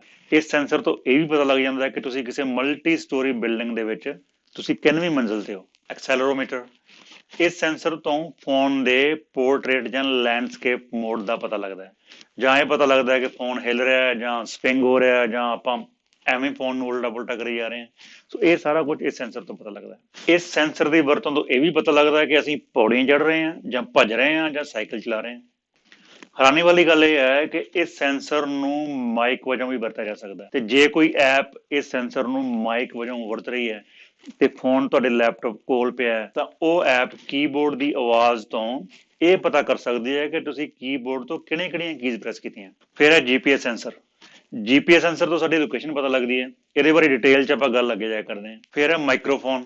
ਮਾਈਕ ਸਿਰਫ ਕਾਲ ਕਰਨ ਵੇਲੇ ਹੀ ਆਨ ਨਹੀਂ ਹੁੰਦਾ, ਬਲਕਿ ਇਹ ਹਮੇਸ਼ਾ ਹੀ ਆਨ ਰਹਿੰਦਾ ਹੈ। ਤੁਸੀਂ ਜਦੋਂ ਵੀ ਹੇ ਗੂਗਲ ਜਾਂ ਹੇ ਸਿਰੀ ਕਹੋ ਤੇ ਗੂਗਲ ਤੇ ਸਿਰੀ ਦੋਨੋਂ ਜਵਾਬ ਦਿੰਦੀਆਂ। ਮਤਲਬ ਗੂਗਲ, ਐਪਲ ਜਾਂ ਸੈਮਸੰਗ, ਇਹਨਾਂ ਦੇ ਐਲਗੋਰਿਦਮ ਸਾਡੀ ਹਰ ਗੱਲ ਹਰ ਵੇਲੇ ਸੁਣ ਰਹੇ ਹੁੰਦੇ ਆ। ਤੁਸੀਂ ਨੋਟਿਸ ਕੀਤਾ ਹੋਣਾ ਕਿ ਬਹੁਤ ਸਾਰੀਆਂ ਐਪਸ ਨੇ ਕਾਲ ਕਰਨੀ ਨਹੀਂ ਹੁੰਦੀ ਪਰ ਸਾਤੋਂ ਕਾਲ ਦੀ ਪਰਮਿਸ਼ਨ ਮੰਗਣੀ ਹੈ। ਸੋ ਇਹਨਾਂ ਦਾ ਪਰਪਸ ਸਿਰਫ ਮਾਈਕ ਦੀ ਪਰਮਿਸ਼ਨ ਲੈਣਾ ਹੀ ਹੁੰਦਾ ਹੈ, ਕਿਉਂਕਿ ਮਾਈਕ ਵਰਤਣ ਦੀ ਪਰਮਿਸ਼ਨ ਤਾਂ ਹੀ ਮਿਲਦੀ ਹੈ ਜੇ ਕਿਸੇ ਐਪ ਕੋਲ ਕਾਲ ਦੀ ਪਰਮਿਸ਼ਨ ਹੋਵੇ। ਇਹ ਐਪਸ ਸਾਡੇ ਆਸੇ-ਪਾਸੇ ਦਾ ਮਾਹੌਲ ਜਾਣਨ ਲਈ ਮਾਈਕ ਵਰਤਦੀਆਂ ਨੇ। ਇਹ ਮਾਈਕ ਤੋਂ ਹਰ 2-3 ਸੈਕਿੰਡ ਬਾਅਦ ਆਵਾਜ਼ਾਂ ਰਿਕਾਰਡ ਕਰਦੀਆਂ ਨੇ, ਫਿਰ ਹੋਰ ਸੈਂਸਰਾਂ ਦਾ ਡਾਟਾ ਮਿਲਾ ਕੇ ਪਤਾ ਕਰ ਲੈਂਦੀਆਂ ਕਿ ਬੰਦਾ ਕਿਸੇ ਪਾਰਟੀ 'ਚ ਹੈ, ਕਿਸੇ ਰੇਲਵੇ ਸਟੇਸ਼ਨ ਤੇ ਹੈ ਜਾਂ ਕਿਸੇ ਬੱਸ ਸਟਾਪ ਤੇ ਹੈ। ਫਿਰ ਆਉਂਦੇ ਨੇ ਬਲੂਟੁੱਥ ਅਤੇ ਵਾਈਫਾਈ। ਹੁਣ ਇਹ ਹੁੰਦੇ ਤਾਂ ਇੰਟਰਨੈਟ ਜਾਂ ਡਾਟਾ ਐਕਸਚੇਂਜ ਲਈ ਨੇ, ਪਰ ਇਹਨਾਂ ਦੀ ਵਰਤੋਂ ਨਾਲ ਸਾਡੀ ਐਕੂਰੇਟ ਲੋਕੇਸ਼ਨ ਵੀ ਪਤਾ ਲੱਗਦੀ ਹੈ। ਇਹ ਜਿਹੜੇ ਸੈਂਸਰ ਮੈਂ ਤੁਹਾਨੂੰ ਦੱਸੇ ਨੇ, ਇਹ ਉਹ ਸੈਂਸਰ ਨੇ ਜਿਨ੍ਹਾਂ ਨੂੰ ਵਰਤ ਕੇ ਕੋਈ ਵੀ ਐਪ ਸਾਡੀ ਹਰ ਤਰ੍ਹਾਂ ਦੀ ਨਿੱਜੀ ਜਾਣਕਾਰੀ ਚੋਰੀ ਕਰ ਸਕਦੀ ਹੈ। ਇਹ ਪਹਿਲਾਂ ਸਿਰਫ ਮਹਿੰਗੇ ਫੋਨਾਂ 'ਚ ਹੀ ਹੁੰਦੀ ਸਨ, ਪਰ ਹੁਣ ਹਰ ਮਹਿੰਗੇ ਸਸਤੇ ਫੋਨ ਦੇ ਵਿੱਚ ਤੁਹਾਨੂੰ ਇਹ ਮਿਲਣਗੇ, ਕਿਉਂਕਿ ਇਹਨਾਂ ਦੀ ਵਰਤੋਂ ਨਾਲ ਡਾਟਾ ਹੀ ਇੰਨਾ ਇਕੱਠਾ ਹੋ ਜਾਂਦਾ ਕਿ ਕੰਪਨੀ ਦਾ ਸਾਰਾ ਵਾਧਾ ਘਾਟਾ ਡਾਟਾ ਵੇਚ ਕੇ ਪੂਰਾ ਹੋ ਜਾਂਦਾ। ਜਿੰਨੀਆਂ ਵੀ ਡਾਟਾ ਹੰਗਰੀ ਐਪਸ ਫੋਨ 'ਚ ਹੁੰਦੀਆਂ ਨੇ, ਉਹ ਸਾਰੀਆਂ ਇਹਨਾਂ ਸੈਂਸਰਾਂ ਤੋਂ ਡਾਟਾ ਇਕੱਠਾ ਕਰਦੀਆਂ ਨੇ। ਫਿਰ ਉਸ ਡਾਟੇ ਤੋਂ ਸਾਡਾ ਪਰਸਨਲ ਡਾਟਾ ਬਣਾਇਆ ਜਾਂਦਾ ਹੈ। ਇਸ ਡਾਟਾ ਇਕੱਠਾ ਕਰਨ ਦੀ ਪ੍ਰਕਿਰਿਆ ਨੂੰ ਕਹਿੰਦੇ ਨੇ ਡਾਟਾ ਹਾਰਵੈਸਟਿੰਗ। ਇਸ ਕਰਕੇ ਇਹ ਜਿਹੜੀਆਂ ਐਪਸ ਨੇ, ਇਹ ਡਾਟਾ ਚੋਰੀ ਵਾਲੀ ਕੈਟਾਗਰੀ 'ਚ ਨਹੀਂ ਹੋਣੀ। ਇਹਨਾਂ ਸਾਰੇ ਸੈਂਸਰਾਂ ਵਿੱਚੋਂ ਸਭ ਤੋਂ ਜ਼ਿਆਦਾ GPS ਸੈਂਸਰ ਦਾ ਡਾਟਾ ਚੋਰੀ ਹੁੰਦਾ ਹੈ, ਕਿਉਂਕਿ GPS ਸੈਂਸਰ ਤੋਂ ਸਾਡੀ ਲੋਕੇਸ਼ਨ ਪਤਾ ਲੱਗਦੀ ਹੈ ਤੇ ਫੋਨ 'ਚੋਂ ਸਭ ਤੋਂ ਵੱਧ ਡਾਟਾ ਲੋਕੇਸ਼ਨ ਦਾ ਹੀ ਚੋਰੀ ਹੁੰਦਾ ਹੈ। ਬਹੁਤ ਸਾਰੀਆਂ ਐਪਸ ਨੂੰ ਸਾਡੀ ਲੋਕੇਸ਼ਨ ਦੀ ਲੋੜ ਨਹੀਂ ਹੁੰਦੀ, ਪਰ ਫਿਰ ਵੀ ਸਾਥੋਂ ਲੋਕੇਸ਼ਨ ਦੀ ਪਰਮਿਸ਼ਨ ਮੰਗਦੀਆਂ ਨੇ। ਜਿਵੇਂ ਫੇਸਬੁੱਕ ਨੂੰ ਸਾਡੀ ਲੋਕੇਸ਼ਨ ਦੀ ਕੋਈ ਖਾਸ ਲੋੜ ਨਹੀਂ ਹੈ, ਪਰ ਇਹ ਸਾਥੋਂ ਲੋਕੇਸ਼ਨ ਦੀ ਪਰਮਿਸ਼ਨ ਮੰਗਦੀ ਹੈ। ਤੇ ਇਹਦਾ ਹਾਲ ਇਹ ਹੈ ਕਿ ਤੁਸੀਂ ਫੇਸਬੁੱਕ ਨੂੰ ਲੋਕੇਸ਼ਨ ਦੀ ਪਰਮਿਸ਼ਨ ਦਿਓ ਨਾ ਦਿਓ, ਫੇਸਬੁੱਕ ਨੂੰ ਇਹਦੇ ਨਾਲ ਕੋਈ ਫਰਕ ਨਹੀਂ ਪੈਂਦਾ। ਇਹਨੇ ਲੋਕੇਸ਼ਨ ਸੈਟਿੰਗ ਦੇ ਵਿੱਚ ਲਿਖਿਆ ਹੋਇਆ ਹੈ ਕਿ ਜੇ ਤੁਸੀਂ ਸਾਨੂੰ ਲੋਕੇਸ਼ਨ ਦੀ ਪਰਮਿਸ਼ਨ ਨਹੀਂ ਦੇਵੋਗੇ ਤਾਂ ਤੁਹਾਡੀ ਲੋਕੇਸ਼ਨ ਤੁਹਾਡੇ IP ਐਡਰੈਸ ਤੋਂ ਟਰੈਕ ਕੀਤੀ ਜਾਏਗੀ। ਲੋਕੇਸ਼ਨ ਦਾ ਡਾਟਾ ਤਾਂ ਇੰਨਾ ਜ਼ਿਆਦਾ ਚੋਰੀ ਹੁੰਦਾ ਹੈ ਕਿ ਬਹੁਤੀ ਵਾਰੀ ਜਿਸਨੇ ਐਪ ਜਾਂ ਵੈਬਸਾਈਟ ਬਣਾਈ ਹੁੰਦੀ ਹੈ, ਉਹਨੂੰ ਖੁਦ ਨੂੰ ਨਹੀਂ ਪਤਾ ਹੁੰਦਾ ਕਿ ਉਸਦੀ ਐਪ ਨੂੰ ਡਾਟਾ ਚੋਰੀ ਕਰਨ ਲਈ ਵਰਤਿਆ ਜਾ ਰਿਹਾ। ਡਾਟਾ ਚੋਰੀ ਕਰਨ ਲਈ ਫੋਨ ਦੇ ਸੈਂਸਰ ਵਰਤੇ ਕਿਵੇਂ ਜਾਂਦੇ ਆ, ਇਹ ਬੜਾ ਟੈਕਨੀਕਲ ਵਿਸ਼ਾ ਹੈ, ਪਰ ਮੈਂ ਸੌਖੇ ਸ਼ਬਦਾਂ 'ਚ ਸਮਝਾਉਣ ਦੀ ਕੋਸ਼ਿਸ਼ ਕਰੂੰਗਾ। ਆਪਾਂ GPS ਸੈਂਸਰ ਦੀ ਉਦਾਹਰਨ ਲੈ ਲੈਂਦੇ ਹਾਂ। ਸੋ ਇਸ ਸੈਂਸਰ ਤੋਂ ਸਾਡੀ ਲੋਕੇਸ਼ਨ ਪਤਾ ਲੱਗਦੀ ਹੈ। GPS ਸੈਂਸਰ ਵਰਤਣ ਲਈ ਹਰ ਐਪ ਨੂੰ ਸਾਥੋਂ ਪਰਮਿਸ਼ਨ ਵੀ ਲੈਣੀ ਪੈਂਦੀ ਹੈ। ਲੋਕੇਸ਼ਨ ਦੀ ਪਰਮਿਸ਼ਨ ਦੇਣ ਤੋਂ ਬਾਅਦ ਅਸੀਂ ਜਿਵੇਂ ਜਿਵੇਂ ਤੁਰਦੇ ਫਿਰਦੇ ਹਾਂ, ਉਵੇਂ ਸਾਡਾ ਫੋਨ ਸਾਡੇ ਲੋਕੇਸ਼ਨ ਕੋਆਰਡੀਨੇਟਸ ਬਣਾਉਂਦਾ ਰਹਿੰਦਾ। ਇੱਕ ਲੋਕੇਸ਼ਨ ਕੋਆਰਡੀਨੇਟ ਇਹਨਾਂ ਦੋ ਨੰਬਰਾਂ ਨੂੰ ਮਿਲਾ ਕੇ ਬਣਦਾ। ਇਹਨਾਂ ਨੰਬਰਾਂ ਨੂੰ ਸਿਰਫ ਕੰਪਿਊਟਰ ਸਮਝਦਾ। ਆਪਾਂ ਧਰਤੀ ਦੇ ਜਿਸ ਵੀ ਚੱਪੇ ਤੇ ਹੁੰਦੇ ਹਾਂ, ਇਹ ਉਸੇ ਚੱਪੇ ਦਾ ਐਡਰੈਸ ਹੁੰਦਾ। ਜਦੋਂ ਸਾਡੀ ਲੋਕੇਸ਼ਨ ਦਾ ਡਾਟਾ ਚੁੱਕਿਆ ਜਾਂਦਾ ਤਾਂ ਇਹ ਦੋ ਨੰਬਰ, ਉਹ ਟਾਈਮ ਜਦੋਂ ਇਹ ਨੰਬਰ ਬਣਿਆ ਤੇ ਸਾਡੇ ਫੋਨ ਦਾ ਆਇਡੈਂਟੀਫਿਕੇਸ਼ਨ ਨੰਬਰ ਅਤੇ ਹੋਰ ਸੈਂਸਰਾਂ ਦਾ ਇਹਦਾ ਡਾਟਾ ਇਕੱਠਾ ਕਰਕੇ ਚੁੱਕ ਲਿਆ ਜਾਂਦਾ। ਗੂਗਲ, ਐਪਲ ਤੇ ਫੇਸਬੁੱਕ ਵਰਗੀਆਂ ਕੰਪਨੀਆਂ ਨੂੰ ਇਹੀ ਕੁਝ ਚਾਹੀਦਾ ਹੁੰਦਾ। ਆਰਟੀਫਿਸ਼ੀਅਲ ਇੰਟੈਲੀਜੈਂਸ ਸਿਸਟਮ ਇਸ ਡਾਟੇ ਨੂੰ ਬਹੁਤ ਸਾਰੇ ਐਂਗਲਾਂ ਤੋਂ ਦੇਖਦਾ ਤੇ ਸਾਡੀ ਨਿੱਜੀ ਜਾਣਕਾਰੀ ਪਤਾ ਕਰ ਲੈਂਦਾ। ਇੱਕ ਐਗਜ਼ਾਮਪਲ ਦੇਣਾ ਤੁਹਾਨੂੰ ਇੱਥੇ ਮੈਂ ਸਵੇਰੇ 8:30 ਵਜੇ ਇੱਕ ਜਗ੍ਹਾ ਤੋਂ ਚੱਲਦਾ ਤੇ ਕਰੀਬ 9 ਵਜੇ ਕਿਸੇ ਬਿਲਡਿੰਗ 'ਚ ਪਹੁੰਚਦਾ। ਉੱਥੋਂ 5 ਵਜੇ ਚੱਲਦਾ ਤੇ ਫਿਰ ਜਿੱਥੇ ਸ਼ਾਮ ਨੂੰ ਪਹੁੰਚਦਾ, ਉਤੋਂ ਅਗਲੇ ਦਿਨ ਫਿਰ 8:30 ਵਜੇ ਚੱਲਦਾ ਤੇ ਫਿਰ ਉਸੇ ਬਿਲਡਿੰਗ 'ਚ ਪਹੁੰਚਦਾ। ਹਫ਼ਤੇ 'ਚ 5 ਦਿਨ ਮੈਂ ਐਵੇਂ ਹੀ ਕਰਦਾ। ਜੇ ਅਸੀਂ ਆਪਣੇ ਆਪ ਤੋਂ ਪੁੱਛੀਏ ਕਿ ਇਸ ਤੋਂ ਕੀ ਪਤਾ ਲੱਗਾ, ਤੇ ਅਸੀਂ ਸਮਝ ਆਵਾਂਗੇ ਕਿ ਜਿੱਥੇ 9 ਵਜੇ ਪਹੁੰਚਦਾ ਮੈਂ ਉਸ ਬਿਲਡਿੰਗ 'ਚ ਕੰਮ ਕਰਦਾ, ਤੇ ਜਿੱਥੇ 5 ਵਜੇ ਤੋਂ ਬਾਅਦ ਪਹੁੰਚਦਾ ਤੇ ਫਿਰ ਸਾਰੀ ਰਾਤ ਕਿਤੇ ਨਹੀਂ ਜਾਂਦਾ, ਉਹ ਮੇਰਾ ਘਰ ਹੈ। AI ਵੀ ਜਦੋਂ ਇਹ ਡਾਟਾ ਪੜ੍ਹਦੀ ਹੈ ਤੇ ਬਿਲਕੁਲ ਐਵੇਂ ਹੀ ਸੋਚਦੀ ਹੈ। AI ਦੇਖਦੀ ਹੈ ਕਿ ਹਫ਼ਤੇ 'ਚ 5 ਦਿਨ 9 ਤੋਂ 5 ਫੋਨ ਇਸ ਲੋਕੇਸ਼ਨ 'ਤੇ ਹੁੰਦਾ। ਫਿਰ AI ਇਸ ਨੰਬਰ ਨੂੰ ਡੀਕੋਡ ਕਰਕੇ ਇਸ ਲੋਕੇਸ਼ਨ ਦਾ ਐਡਰੈਸ ਪਤਾ ਕਰਦੀ ਹੈ। ਉਦਾਹਰਨ ਵਜੋਂ ਮੈਂ ਇਹ ਨੰਬਰ ਡੀਕੋਡ ਕੀਤਾ ਇੱਥੇ। ਇਹ ਲੋਕੇਸ਼ਨ ਕੋਆਰਡੀਨੇਟ TCS ਦਾ ਐਡਰੈਸ ਹੈ। ਮਤਲਬ AI ਨੂੰ ਪਤਾ ਲੱਗ ਗਿਆ ਕਿ ਮੈਂ ਹਫ਼ਤੇ 'ਚ 5 ਦਿਨ TCS ਦੀ ਬਿਲਡਿੰਗ 'ਚ ਜਾਂਦਾ, ਮਤਲਬ ਮੈਂ TCS ਦੇ ਵਿੱਚ ਕੰਮ ਕਰਦਾ। ਇਵੇਂ ਹੀ ਇਸ ਨੰਬਰ ਤੋਂ ਪਤਾ ਲੱਗ ਗਿਆ ਕਿ ਮੇਰਾ ਘਰ ਕਿੱਥੇ ਹੈ। ਬਸ ਹੁਣ ਮੇਰਾ ਡਾਟਾ ਬਣਨਾ ਸ਼ੁਰੂ ਹੋ ਗਿਆ। ਮੇਰੇ ਘਰ ਦਾ ਐਡਰੈਸ ਤੇ ਉਹਦਾ ਪੋਸਟਲ ਕੋਡ ਪਤਾ ਲੱਗ ਗਿਆ। ਮੈਂ ਕਿਹੜੀ ਕੰਪਨੀ 'ਚ ਕੰਮ ਕਰਦਾ ਤੇ ਉਹ ਕੰਪਨੀ ਕਿੱਥੇ ਹੈ, ਇਹ ਵੀ ਪਤਾ ਲੱਗ ਗਿਆ। ਇਸ ਤੋਂ ਇਲਾਵਾ ਲੋਕੇਸ਼ਨ ਦੇ ਡਾਟੇ ਨਾਲ ਐਕਸੈਲਰੋਮੀਟਰ, ਪੈਡੋਮੀਟਰ, ਬੈਰੋਮੀਟਰ, ਬਲੂਟੁੱਥ, ਵਾਈਫਾਈ ਤੇ ਮਾਈਕ ਦੇ ਡਾਟੇ ਨੂੰ ਮਿਲਾ ਕੇ ਜਿਹੜੀਆਂ ਇਹਨਾਂ ਦੀਆਂ ਐਪਸ ਹੁੰਦੀਆਂ ਉਹ ਪਤਾ ਕਰ ਲੈਂਦੀਆਂ ਕਿ ਬੰਦਾ ਕੰਮ ਤੇ ਪੈਦਲ ਜਾ ਰਿਹਾ, ਸਾਈਕਲ ਤੇ ਜਾ ਰਿਹਾ, ਜਾਂ ਮੋਟਰਸਾਈਕਲ ਤੇ ਜਾ ਰਿਹਾ, ਜਾਂ ਕਾਰ ਤੇ ਜਾ ਰਿਹਾ। ਜੇ ਤੁਸੀਂ ਐਂਡਰੋਇਡ ਆਟੋ ਜਾਂ ਐਪਲ ਕਾਰ ਵਰਤਦੇ ਹੋ ਤਾਂ ਕਾਰ ਦਾ ਮਾਡਲ, ਈਅਰ ਤੇ ਬਾਕੀ ਡਿਟੇਲ ਵੀ ਨਾਲ ਪਤਾ ਲੱਗ ਜਾਂਦੀ ਹੈ। ਇਸੇ ਤਰ੍ਹਾਂ ਮੈਂ ਜ਼ਿਆਦਾਤਰ ਕਿਹੜੇ ਸਟੋਰ ਤੋਂ ਗਰੋਸਰੀ ਲੈਣ ਜਾਂਦਾ, ਕਿੱਥੋਂ ਮੈਂ ਦਵਾਈਆਂ ਖਰੀਦਦਾ, ਕਿੱਥੋਂ ਮੈਂ ਕੋਈ ਹਾਰਡਵੇਅਰ ਬਾਏ ਕਰਦਾ, ਕਿੱਥੋਂ ਮੈਂ ਕੱਪੜੇ ਖਰੀਦਦਾ, ਕਿੱਥੋਂ ਮੈਂ ਕੌਫੀ ਪੀਂਦਾ, ਕਿਹੜੇ ਜਿਮ ਜਾਂਦਾ, ਇਹ ਸਾਰਾ ਕੁਝ ਸਿਰਫ ਮੇਰੀ ਲੋਕੇਸ਼ਨ ਤੋਂ ਹੀ ਪਤਾ ਲੱਗ ਜਾਂਦਾ। ਅਕਸਰ ਘਰਾਂ ਵਿੱਚ ਕੀ ਹੁੰਦਾ ਆਪਣੇ ਕਿ ਜੇ ਪਤਨੀ ਹਾਊਸ ਮੇਕਰ ਹੋਵੇ ਜਾਂ ਜ਼ਿਆਦਾ ਪੜ੍ਹੀ ਲਿਖੀ ਨਾ ਹੋਵੇ ਤਾਂ ਪਤੀ ਫੋਨ ਬਾਏ ਕਰ ਲੈਂਦਾ, ਪਰ ਵਰਤਣਾ ਪਤਨੀ ਨੇ ਹੁੰਦਾ।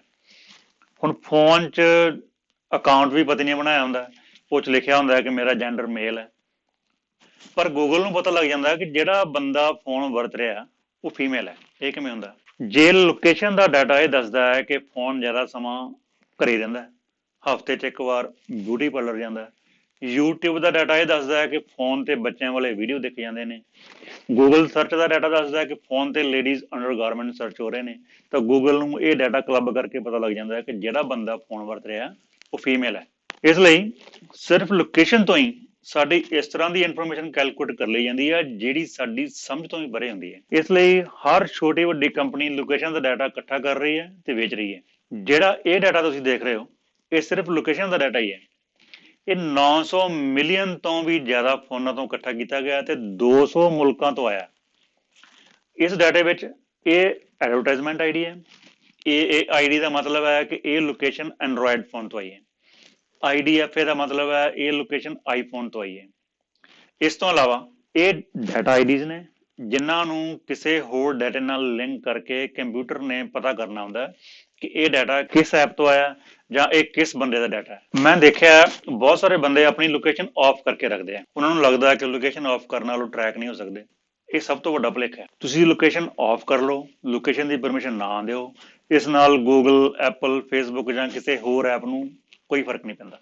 ਲੋਕੇਸ਼ਨ ਆਫ ਕਰਨ ਨਾਲ ਸਿਰਫ GPS ਸੈਂਸਰ ਆਫ ਹੁੰਦਾ ਹੈ, ਪਰ ਲੋਕੇਸ਼ਨ ਤੁਹਾਡੇ ਨੈਟਵਰਕ ਟਾਵਰ, ਵਾਈਫਾਈ, ਬਲੂਟੁੱਥ ਤੇ NFC ਸੈਂਸਰ ਤੋਂ ਵੀ ਪਤਾ ਲੱਗਦੀ ਹੈ। ਤੁਸੀਂ ਇੱਕ ਐਕਸਪੈਰੀਮੈਂਟ ਕਰੋ। ਕਿਸੇ ਮਾਲ 'ਚ ਜਾ ਕੇ ਗੂਗਲ ਮੈਪ ਤੇ ਕਿਸੇ ਸਟੋਰ ਦਾ ਐਡਰੈਸ ਪਾਓ, ਫਿਰ ਮੈਪ ਦੀਆਂ ਡਾਇਰੈਕਸ਼ਨਸ ਫੋਲੋ ਕਰੋ। ਮੈਪ ਤੁਹਾਨੂੰ ਉਸ ਸਟੋਰ ਦੇ ਡੋਰ ਦੇ ਮੂਹਰੇ ਛੱਡ ਕੇ ਆਏਗਾ ਜਿਹੜਾ ਤੁਸੀਂ ਐਡਰੈਸ ਪਾਇਆ ਉਹਦੇ ਵਿੱਚ। ਹੁਣ ਸੋਚਣ ਵਾਲੀ ਗੱਲ ਇਹ ਹੈ ਕਿ GPS ਸੈਂਸਰ ਤਾਂ ਹੀ ਲੋਕੇਸ਼ਨ ਦੇ ਸਕਦਾ ਜੇ ਤੁਸੀਂ ਬਾਹਰ ਘੁੰਮ ਰਹੇ ਹੋ ਕਿਤੇ ਖੁੱਲੇ ਸਮਾਨ ਥੱਲੇ, ਜਾਂ ਤੁਸੀਂ ਕਿਸੇ ਵਿੰਡੋ ਦੇ ਨੇੜੇ ਹੋ। ਫਿਰ ਇੱਥੇ ਮਾਲਾਂ ਦੇ ਵਿੱਚ ਮੈਪ ਨੂੰ ਤੁਹਾਡੀ ਲੋਕੇਸ਼ਨ ਕਿਵੇਂ ਪਤਾ ਲੱਗਦੀ ਹੈ? ਇਹਨਾਂ ਬਿਲਡਿੰਗਾਂ ਜਾਂ ਮਾਲਾਂ ਦੇ ਵਿੱਚ ਸਾਡੀ ਲੋਕੇਸ਼ਨ ਬਲੂਟੁੱਥ ਬੀਕਨਸ ਤੇ ਵਾਈਫਾਈ BSS ID ਨਾਲ ਪਤਾ ਲੱਗਦੀ ਹੈ। ਬਲੂਟੁੱਥ ਬੀਕਨਸ ਕੀ ਹੁੰਦੇ ਆ? ਬਲੂਟੁੱਥ ਬੀਕਨਸ ਛੋਟੇ ਛੋਟੇ ਡਿਵਾਈਸ ਹੁੰਦੇ ਨੇ ਜਿਹੜੇ ਮਾਲ ਜਾਂ ਸਟੋਰ ਦੇ ਵਿੱਚ ਜਗ੍ਹਾ ਜਗ੍ਹਾ ਲੱਗੇ ਹੁੰਦੇ ਨੇ। ਇਹ ਬਲੂਟੁੱਥ ਬੀਕਨ ਸਾਡੇ ਫੋਨ ਦੇ ਬਲੂਟੁੱਥ ਨਾਲ ਕਮਿਊਨੀਕੇਟ ਕਰਦੇ ਰਹਿੰਦੇ ਆ। ਅੱਜ ਕੱਲ੍ਹ ਫੋਨਾਂ ਦੇ ਵਿੱਚ BLE ਸਿਸਟਮ ਹੁੰਦਾ, ਇਸ ਲਈ ਬਲੂਟੁੱਥ ਔਨ ਹੋਵੇ ਜਾਂ ਆਫ ਹੋਵੇ ਇਹਦੇ ਨਾਲ ਕੋਈ ਫਰਕ ਨਹੀਂ ਪੈਂਦਾ। ਜਦੋਂ ਫੋਨ ਦਾ BLE ਬਲੂਟੁੱਥ ਬੀਕਨ ਨਾਲ ਜਾਣਕਾਰੀ ਸਾਂਝੀ ਕਰਦਾ ਤਾਂ ਇਹ ਆਪਣੀ ID ਬਲੂਟੁੱਥ ਬੀਕਨ ਨੂੰ ਟ੍ਰਾਂਸਮਿਟ ਕਰ ਦਿੰਦਾ ਤੇ ਫਿਰ ਬਲੂਟੁੱਥ ਬੀਕਨ ਸਾਡੀ ID ਗੂਗਲ ਜਾਂ ਐਪਲ ਨੂੰ ਭੇਜ ਜਾਂਦਾ। ਹੁਣ ਐਪਲ ਤੇ ਗੂਗਲ ਦੋਨਾਂ ਦੇ ਆਪਣੇ ਆਪਣੇ ਬੀਕਨ ਇੰਫਰਾਸਟ੍ਰਕਚਰ ਨੇ। ਐਪਲ ਦਾ iBeacon ਹੈ ਤੇ ਗੂਗਲ ਦਾ Eddystone ਹੈ। ਇਸ ਲਈ ਜਿੰਨੇ ਵੀ ਕੰਜ਼ਿਊਮਰ ਟਾਰਗੇਟਿੰਗ ਬਲੂਟੁੱਥ ਬੀਕਨ ਇਸ ਵੇਲੇ ਮਾਰਕੀਟ ਨੇ ਉਹ iBeacon ਤੇ Eddystone ਨੂੰ ਸਪੋਰਟ ਕਰਦੇ ਨੇ। ਕਿਹੜਾ ਬਲੂਟੁੱਥ ਬੀਕਨ ਕਿਸ ਲੋਕੇਸ਼ਨ ਤੇ ਇੰਸਟਾਲ ਹੈ ਇਸ ਦਾ ਗੂਗਲ ਤੇ ਐਪਲ ਨੂੰ ਪਤਾ ਹੁੰਦਾ ਹੈ। ਇਸੇ ਲਈ ਜਦੋਂ ਸਾਡਾ ਫੋਨ ਕਿਸੇ ਬਲੂਟੁੱਥ ਬੀਕਨ ਦੀ ਰੇਂਜ 'ਚ ਆਉਂਦਾ ਤਾਂ ਗੂਗਲ ਤੇ ਐਪਲ ਨੂੰ ਸਾਡੀ ਲੋਕੇਸ਼ਨ ਪਤਾ ਲੱਗ ਜਾਂਦੀ ਹੈ। ਜੇ ਆਪਾਂ ਵਾਲਮਾਰਟ ਦੀ ਉਦਾਹਰਨ ਲਈਏ ਤਾਂ ਵਾਲਮਾਰਟ ਦੇ ਇੱਕ ਪਾਸੇ ਗਰੋਸਰੀ ਹੁੰਦੀ ਹੈ, ਦੂਜੇ ਪਾਸੇ ਹਾਰਡਵੇਅਰ ਪਿਆ ਹੁੰਦਾ ਹੈ, ਤੀਜੇ ਪਾਸੇ ਖਿਲੌਣੇ ਹੁੰਦੇ ਆ, ਚੌਥੇ ਪਾਸੇ ਇਲੈਕਟ੍ਰੋਨਿਕ ਦਾ ਸਮਾਨ ਪਿਆ ਹੁੰਦਾ ਹੈ। ਵਾਲਮਾਰਟ ਦੇ ਹਰ ਸੈਕਸ਼ਨ ਦੇ ਵਿੱਚ ਕਈ ਬਲੂਟੁੱਥ ਬੀਕਨ ਲੱਗੇ ਹੁੰਦੇ ਆ। ਜੇ ਤੁਸੀਂ ਗਰੋਸਰੀ ਵਾਲੇ ਪਾਸੇ ਜਾਂਦੇ ਹੋ ਤਾਂ ਵਾਲਮਾਰਟ, ਗੂਗਲ ਤੇ ਐਪਲ ਨੂੰ ਇਹ ਪਤਾ ਹੁੰਦਾ ਹੈ ਕਿ ਕਿਹੜਾ ਫੋਨ ਕਦੋਂ, ਕਿੰਨੇ ਵਜੇ ਤੇ ਕਿੰਨਾ ਚਿਰ ਗਰੋਸਰੀ ਵਾਲੇ ਸੈਕਸ਼ਨ ਦੇ ਵਿੱਚ ਰਿਹਾ। ਇਸੇ ਲਈ ਜਦੋਂ ਆਪਾਂ ਕਿਸੇ ਸਟੋਰ ਜਾ ਕੇ ਬਿਨਾਂ ਕੁਝ ਖਰੀਦੇ ਵੀ ਆ ਜਾਈਏ ਤਾਂ ਅਸੀਂ ਸਟੋਰ ਦੇ ਜਿਸ ਸੈਕਸ਼ਨ 'ਚ ਜਾ ਕੇ ਆਉਂਦੇ ਹਾਂ ਸਾਨੂੰ ਉਸੇ ਸੈਕਸ਼ਨ ਦੀ ਐਡ ਸਾਨੂੰ ਫੋਨ ਤੇ ਆਉਣੀ ਸ਼ੁਰੂ ਹੋ ਜਾਂਦੀ ਹੈ। ਇਸੇ ਤਰ੍ਹਾਂ ਵਾਈਫਾਈ ਹੁੰਦਾ ਹੈ। ਫੋਨ ਦੇ ਜਿੰਨੇ ਵਾਈਫਾਈ ਰੇਂਜ ਹੁੰਦੇ ਨੇ ਫੋਨ ਉਹਨਾਂ ਨਾਲ ਜਾਣਕਾਰੀ ਸਾਂਝੀ ਕਰਦਾ ਰਹਿੰਦਾ। ਜਿਸ ਵਾਈਫਾਈ ਦੀ ਸਿਗਨਲ ਸਟਰੈਂਥ ਜਿੰਨੀ ਵੱਧ ਹੁੰਦੀ ਹੈ ਅਸੀਂ ਉਹਦੇ ਉਨਾ ਹੀ ਕੋਲੇ ਹੁੰਦੇ ਹਾਂ। ਗੂਗਲ ਕੋਲ ਵਾਈਫਾਈ BSS ID ਦਾ ਦੁਨੀਆ ਦਾ ਸਭ ਤੋਂ ਵੱਡਾ ਡਾਟਾਬੇਸ ਹੈ। ਇਸ ਲਈ ਜਦੋਂ ਸਾਡਾ ਫੋਨ ਕਿਸੇ ਵਾਈਫਾਈ ਦੀ ਰੇਂਜ ਹੁੰਦਾ ਤੇ ਗੂਗਲ ਨੂੰ ਸਾਡੀ ਐਗਜ਼ੈਕਟ ਲੋਕੇਸ਼ਨ ਪਤਾ ਲੱਗ ਜਾਂਦੀ ਹੈ। ਤੁਸੀਂ ਗੂਗਲ ਨੂੰ ਛੱਡੋ, ਤੁਸੀਂ vigil.net ਤੇ ਜਾਓ। ਅਰਬਾਂ ਖਰਬਾਂ ਵਾਈਫਾਈ BSS IDs ਤੇ ਬਲੂਟੁੱਥ ਡਿਵਾਈਸ IDs ਦਾ ਡਾਟਾ ਤੁਹਾਨੂੰ ਇੱਥੋਂ ਹੀ ਮਿਲ ਜਾਣਾ। ਇਸ ਮੈਪ ਤੇ ਜ਼ੂਮ ਇਨ ਕਰੋ, ਇਹ ਵਾਈਫਾਈ BSS ID ਹੈ, ਇਸ ਤੇ ਕਲਿੱਕ ਕਰੋ। ਇਹ ਉਹ ਐਡਰੈਸ ਹੈ ਜਿੱਥੇ ਇਹ ਵਾਈਫਾਈ ਇੰਸਟਾਲ ਹੈ। ਹੁਣ ਜਦੋਂ ਕੋਈ ਫੋਨ ਇਸ ਵਾਈਫਾਈ ਦੀ ਰੇਂਜ ਹੋਏਗਾ ਤੇ ਭਾਵੇਂ ਤੁਸੀਂ ਲੋਕੇਸ਼ਨ ਆਫ ਕੀਤੀ ਹੋਈ ਹੈ ਜਾਂ ਲੋਕੇਸ਼ਨ ਦੀ ਪਰਮਿਸ਼ਨ ਨਹੀਂ ਦਿੱਤੀ, ਫੋਨ ਦੀ ਬਿਲਕੁਲ ਐਕੂਰੇਟ ਲੋਕੇਸ਼ਨ ਇੱਥੋਂ ਪਤਾ ਲੱਗ ਜਾਏਗੀ। ਇਸ ਲਈ ਜੇ ਤੁਸੀਂ ਆਪਣੀ ਲੋਕੇਸ਼ਨ ਟਰੈਕਿੰਗ ਬੰਦ ਕਰਨੀ ਹੈ ਤਾਂ ਤੁਹਾਨੂੰ ਆਪਣੇ ਫੋਨ ਚੋਂ SIM ਕੱਢਣੀ ਪੈਣੀ ਹੈ, ਵਾਈਫਾਈ ਬੰਦ ਕਰਨਾ ਪੈਣਾ, ਬਲੂਟੁੱਥ ਬੰਦ ਕਰਨਾ ਪੈਣਾ ਤੇ ਤੁਹਾਨੂੰ ਆਪਣੇ ਕ੍ਰੈਡਿਟ ਕਾਰਡ ਤੇ ਪੁਆਇੰਟਸ ਕਾਰਡਸ ਵੀ ਜੇਬ ਚੋਂ ਕੱਢ ਕੇ ਬਾਹਰ ਰੱਖਣੇ ਪੈਣੇ। ਸੋ ਦੂਜੇ ਸ਼ਬਦਾਂ ਵਿੱਚ ਤੁਸੀਂ ਆਪਣੀ ਲੋਕੇਸ਼ਨ ਟਰੈਕਿੰਗ ਬੰਦ ਨਹੀਂ ਕਰ ਸਕਦੇ। ਫੋਨ ਚੋਂ ਡਾਟਾ ਚੁੱਕਣ ਦਾ ਦੂਸਰਾ ਤਰੀਕਾ ਹੈ ਸੌਫਟਵੇਅਰਸ, ਮੋਬਾਈਲ ਐਪਸ ਜਾਂ ਗੇਮਸ। ਸਾਡਾ ਬਹੁਤ ਸਾਰਾ ਡਾਟਾ ਇੱਦਾਂ ਦਾ ਹੁੰਦਾ ਜਿਸ ਨੂੰ ਚੋਰੀ ਕਰਨ ਲਈ ਕਿਸੇ ਸੈਂਸਰ ਦੀ ਲੋੜ ਨਹੀਂ ਪੈਂਦੀ ਤੇ ਨਾ ਹੀ ਜ਼ਿਆਦਾ ਮਿਹਨਤ ਕਰਨੀ ਪੈਂਦੀ ਹੈ। ਇਹ ਡਾਟਾ ਸਾਡੀ ਔਨ ਸਕਰੀਨ ਐਕਟੀਵਿਟੀ ਤੋਂ ਇਕੱਠਾ ਕੀਤਾ ਜਾਂਦਾ ਹੈ ਜਾਂ ਫਿਰ ਕੁਝ ਫ੍ਰੀ ਐਪਸ ਜਾਂ ਗੇਮਾਂ ਦਾ ਲਾਲਚ ਦੇ ਕੇ ਚੋਰੀ ਕੀਤਾ ਜਾਂਦਾ ਹੈ। ਤੁਸੀਂ ਦੇਖਿਆ ਹੋਣਾ ਕਈ ਵਾਰੀ ਫੇਸਬੁੱਕ ਤੇ ਕੁਝ ਗੇਮਾਂ ਆਉਂਦੀਆਂ ਨੇ ਜਿਹੜੀਆਂ ਦੱਸਦੀਆਂ ਕਿ ਤੁਸੀਂ ਕਿਹਦੇ ਨਾਲ ਜ਼ਿਆਦਾ ਪਿਆਰ ਕਰਦੇ ਹੋ ਜਾਂ ਕਿਹੜਾ ਦੇਵੀ ਦੇਵਤਾ ਤੁਹਾਨੂੰ ਜ਼ਿਆਦਾ ਪਿਆਰ ਕਰਦਾ ਵਗੈਰਾ ਵਗੈਰਾ। ਹੁਣ ਇਹਨਾਂ ਨੂੰ ਕੀ ਪਤਾ ਲੱਗਦਾ ਕਿ ਮੈਂ ਕਿਹਦੇ ਨਾਲ ਜ਼ਿਆਦਾ ਪਿਆਰ ਕਰਦਾ? ਟੈਸਟ ਕਰਨ ਲਈ ਮੈਂ ਵੀ ਇਹ ਗੇਮ ਪਲੇ ਕੀਤੀ।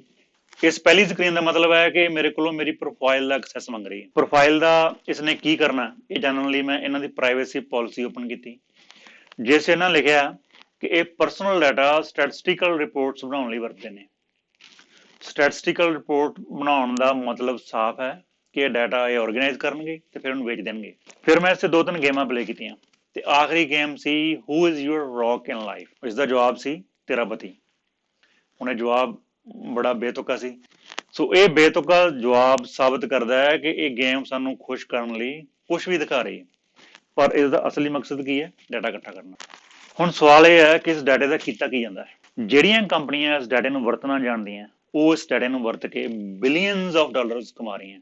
ਇੱਕ ਫੇਸਬੁੱਕ ਐਪ ਦੀ ਬੜੀ ਇੰਟਰਸਟਿੰਗ ਉਦਾਹਰਨ ਦੇਣਾ ਤੁਹਾਨੂੰ। 2014 ਦੇ ਵਿੱਚ ਇੰਗਲੈਂਡ ਦੇ ਯੂਨੀਵਰਸਿਟੀ ਆਫ ਕੈਂਬਰਿਜ ਦੇ ਇੱਕ ਰਿਸਰਚਰ ਨੇ ਇੱਕ ਫੇਸਬੁੱਕ ਐਪ ਬਣਾਈ ਸੀ। ਰਿਸਰਚਰ ਦਾ ਨਾਮ ਸੀਗਾ ਅਲੈਗਜ਼ੈਂਡਰ ਕੋਗੈਨ ਤੇ ਉਸ ਐਪ ਦਾ ਨਾਮ ਸੀ this is your digital life. ਇਹ ਐਪ ਕੀ ਸੀ? ਇੱਕ ਛੋਟਾ ਜਿਹਾ ਕੁਇਜ਼ ਸੀ ਜਿਸ 'ਚ ਕੁਝ ਸਵਾਲਾਂ ਦੇ ਜਵਾਬ ਦੇਣੇ ਸੀ ਤੇ ਐਪ ਦੱਸਦੀ ਸੀ ਕਿ ਬੰਦੇ ਦੀ ਪਰਸਨੈਲਿਟੀ ਕਿਵੇਂ ਦੀ ਹੈ। ਇਸ ਨੂੰ ਵੱਧ ਤੋਂ ਵੱਧ ਲੋਕਾਂ ਤੱਕ ਪਹੁੰਚਾਉਣ ਲਈ ਇਹ ਖਬਰ ਫੈਲਾਈ ਗਈ ਕਿ ਜਿਹੜਾ ਇਹ ਕੁਇਜ਼ ਕੰਪਲੀਟ ਕਰੇਗਾ ਉਹਨੂੰ $5 ਦਿੱਤੇ ਜਾਣਗੇ। $5 ਦਿੱਤੇ ਵੀ ਗਏ। ਐਪ ਯੂਜ਼ ਕਰਨ ਲਈ ਫੇਸਬੁੱਕ ਪ੍ਰੋਫਾਈਲ ਦੀ ਐਕਸੈਸ ਦੇਣੀ ਪੈਂਦੀ ਸੀ। ਬਸ ਇਹੀ ਟ੍ਰਿਕ ਸੀ। ਰਿਸਰਚਰ ਜਿਹਦਾ ਨਾਮ ਕੋਗੈਨ ਹੈ ਉਹਨੇ ਕੁਝ ਮਹੀਨਿਆਂ ਦੇ ਵਿੱਚ ਹੀ 80 ਮਿਲੀਅਨ ਯੂਜ਼ਰ ਪ੍ਰੋਫਾਈਲਸ ਇਕੱਠੀਆਂ ਕਰ ਲਈਆਂ। ਫਿਰ ਉਸਨੇ ਇਹ ਸਾਰਾ ਡਾਟਾ ਯੂਕੇ ਦੀ ਇੱਕ ਡਾਟਾ ਮਾਈਨਿੰਗ ਫਰਮ ਕੈਂਬਰਿਜ ਐਨਾਲਿਟਿਕਾ ਨੂੰ ਵੇਚਤਾ। ਕੈਂਬਰਿਜ ਐਨਾਲਿਟਿਕਾ ਇਹ ਇੱਕ ਪੋਲੀਟੀਕਲ ਕੰਸਲਟਿੰਗ ਕੰਪਨੀ ਸੀ। ਸੋ USA ਦੇ 2016 ਦੇ ਇਲੈਕਸ਼ਨਾਂ ਦੇ ਵਿੱਚ ਟਰੰਪ ਦੀ ਡਿਜੀਟਲ ਇਲੈਕਸ਼ਨ ਕੈਂਪੇਨ ਦਾ ਠੇਕਾ ਇਸੇ ਕੰਪਨੀ ਕੋਲ ਸੀ। ਇਸ ਕੰਪਨੀ ਨੇ ਇਸ ਇਲੈਕਸ਼ਨ ਕੈਂਪੇਨ ਲਈ ਟਰੰਪ ਤੋਂ $5 ਮਿਲੀਅਨ ਲਏ ਸੀ ਤੇ ਫਿਰ ਇਸ ਕੰਪਨੀ ਨੇ ਜੋ ਕੀਤਾ ਉਹ ਟਰੰਪ ਦੀ ਜਿੱਤ ਦਾ ਇੱਕ ਬਹੁਤ ਵੱਡਾ ਕਾਰਨ ਸੀ। ਕੀ ਕੀਤਾ ਇਸ ਕੰਪਨੀ ਨੇ? ਇਸ ਕੰਪਨੀ ਦੇ AI ਸਿਸਟਮ ਨੇ ਲੋਕਾਂ ਦੀਆਂ ਪੋਸਟਾਂ ਸਕੈਨ ਕੀਤੀਆਂ ਤੇ ਉਹ ਲੋਕ ਲੱਭੇ ਜਿਹੜੇ ਟਰੰਪ ਦੇ ਖਿਲਾਫ ਸੀ। ਫਿਰ ਲਿਸਟ ਬਣਾਈ ਕਿ ਉਹ ਕਿਹੜੀ ਵਿਰੋਧੀ ਪਾਰਟੀ ਨੂੰ ਸਪੋਰਟ ਕਰਦੇ ਆ। ਫਿਰ ਉਹਨਾਂ ਲੋਕਾਂ ਦੀਆਂ ਫੇਸਬੁੱਕ ਟਾਈਮਲਾਈਨ ਤੇ ਇਸਨੇ ਉਹ ਕੰਟੈਂਟ ਪੋਸਟ ਕਰਨਾ ਸ਼ੁਰੂ ਕੀਤਾ ਜਿਹੜਾ ਟਰੰਪ ਨੂੰ ਹੀਰੋ ਬਣਾ ਰਿਹਾ ਸੀ ਤੇ ਵਿਰੋਧੀ ਪਾਰਟੀਆਂ ਨੂੰ ਜ਼ੀਰੋ ਬਣਾ ਰਿਹਾ ਸੀ। ਸੋ ਇਸ ਤਰ੍ਹਾਂ ਇਸ ਕੰਪਨੀ ਨੇ ਜਿਹੜੇ ਲੋਕ ਟਰੰਪ ਦੇ ਖਿਲਾਫ ਸੀ ਉਹਨਾਂ ਦਾ ਮਾਈਂਡ ਵਾਸ਼ ਕਰਤਾ। ਸੋ ਇਸ ਸਾਰੀ ਗੇਮ ਦੇ ਵਿੱਚ ਕੰਪਨੀ ਨੇ $5 ਮਿਲੀਅਨ ਕਮਾਏ। ਸੋ ਇਹ ਸਿਰਫ ਇੱਕ ਐਗਜ਼ਾਮਪਲ ਸੀ। ਇਸ ਤੋਂ ਇਲਾਵਾ ਅਲੱਗ-ਅਲੱਗ ਤਰੀਕਿਆਂ ਨਾਲ ਜਿਹੜਾ ਡਾਟਾ ਇਸ ਤਰ੍ਹਾਂ ਇਕੱਠਾ ਕੀਤਾ ਜਾਂਦਾ ਹੈ ਉਹ ਹੋਰ ਬਹੁਤ ਥਾਵਾਂ ਤੇ ਵਰਤਿਆ ਜਾਂਦਾ ਹੈ। ਜਿਵੇਂ ਲੋਨ ਦੇਣ ਤੋਂ ਪਹਿਲਾਂ ਕੰਪਨੀਆਂ ਐਸਟੀਮੇਟ ਲਗਾ ਲੈਂਦੀਆਂ ਨੇ ਕਿ ਕਿਸੇ ਬੰਦੇ ਦੇ ਲੋਨ ਵਾਪਸ ਕਰਨ ਦੇ ਕਿੰਨੇ ਕੁ ਚਾਂਸ ਨੇ। ਹੁਣ ਤੁਸੀਂ ਦੇਖਿਆ ਹੋਣਾ ਕਿ ਸੇਮ ਬੈਂਕ ਤੋਂ ਜੇ 2 ਬੰਦੇ ਮੋਰਟਗੇਜ ਲੈਂਦੇ ਆ ਤਾਂ ਉਹਨਾਂ ਦੇ ਇੰਟਰਸਟ ਰੇਟ ਅਲੱਗ-ਅਲੱਗ ਹੁੰਦੇ ਆ। ਸੋ ਉਹਨਾਂ ਦੇ ਅਲੱਗ-ਅਲੱਗ ਹੋਣ ਦਾ ਇੱਕ ਕਾਰਨ ਇਹ ਵੀ ਹੁੰਦਾ ਹੈ।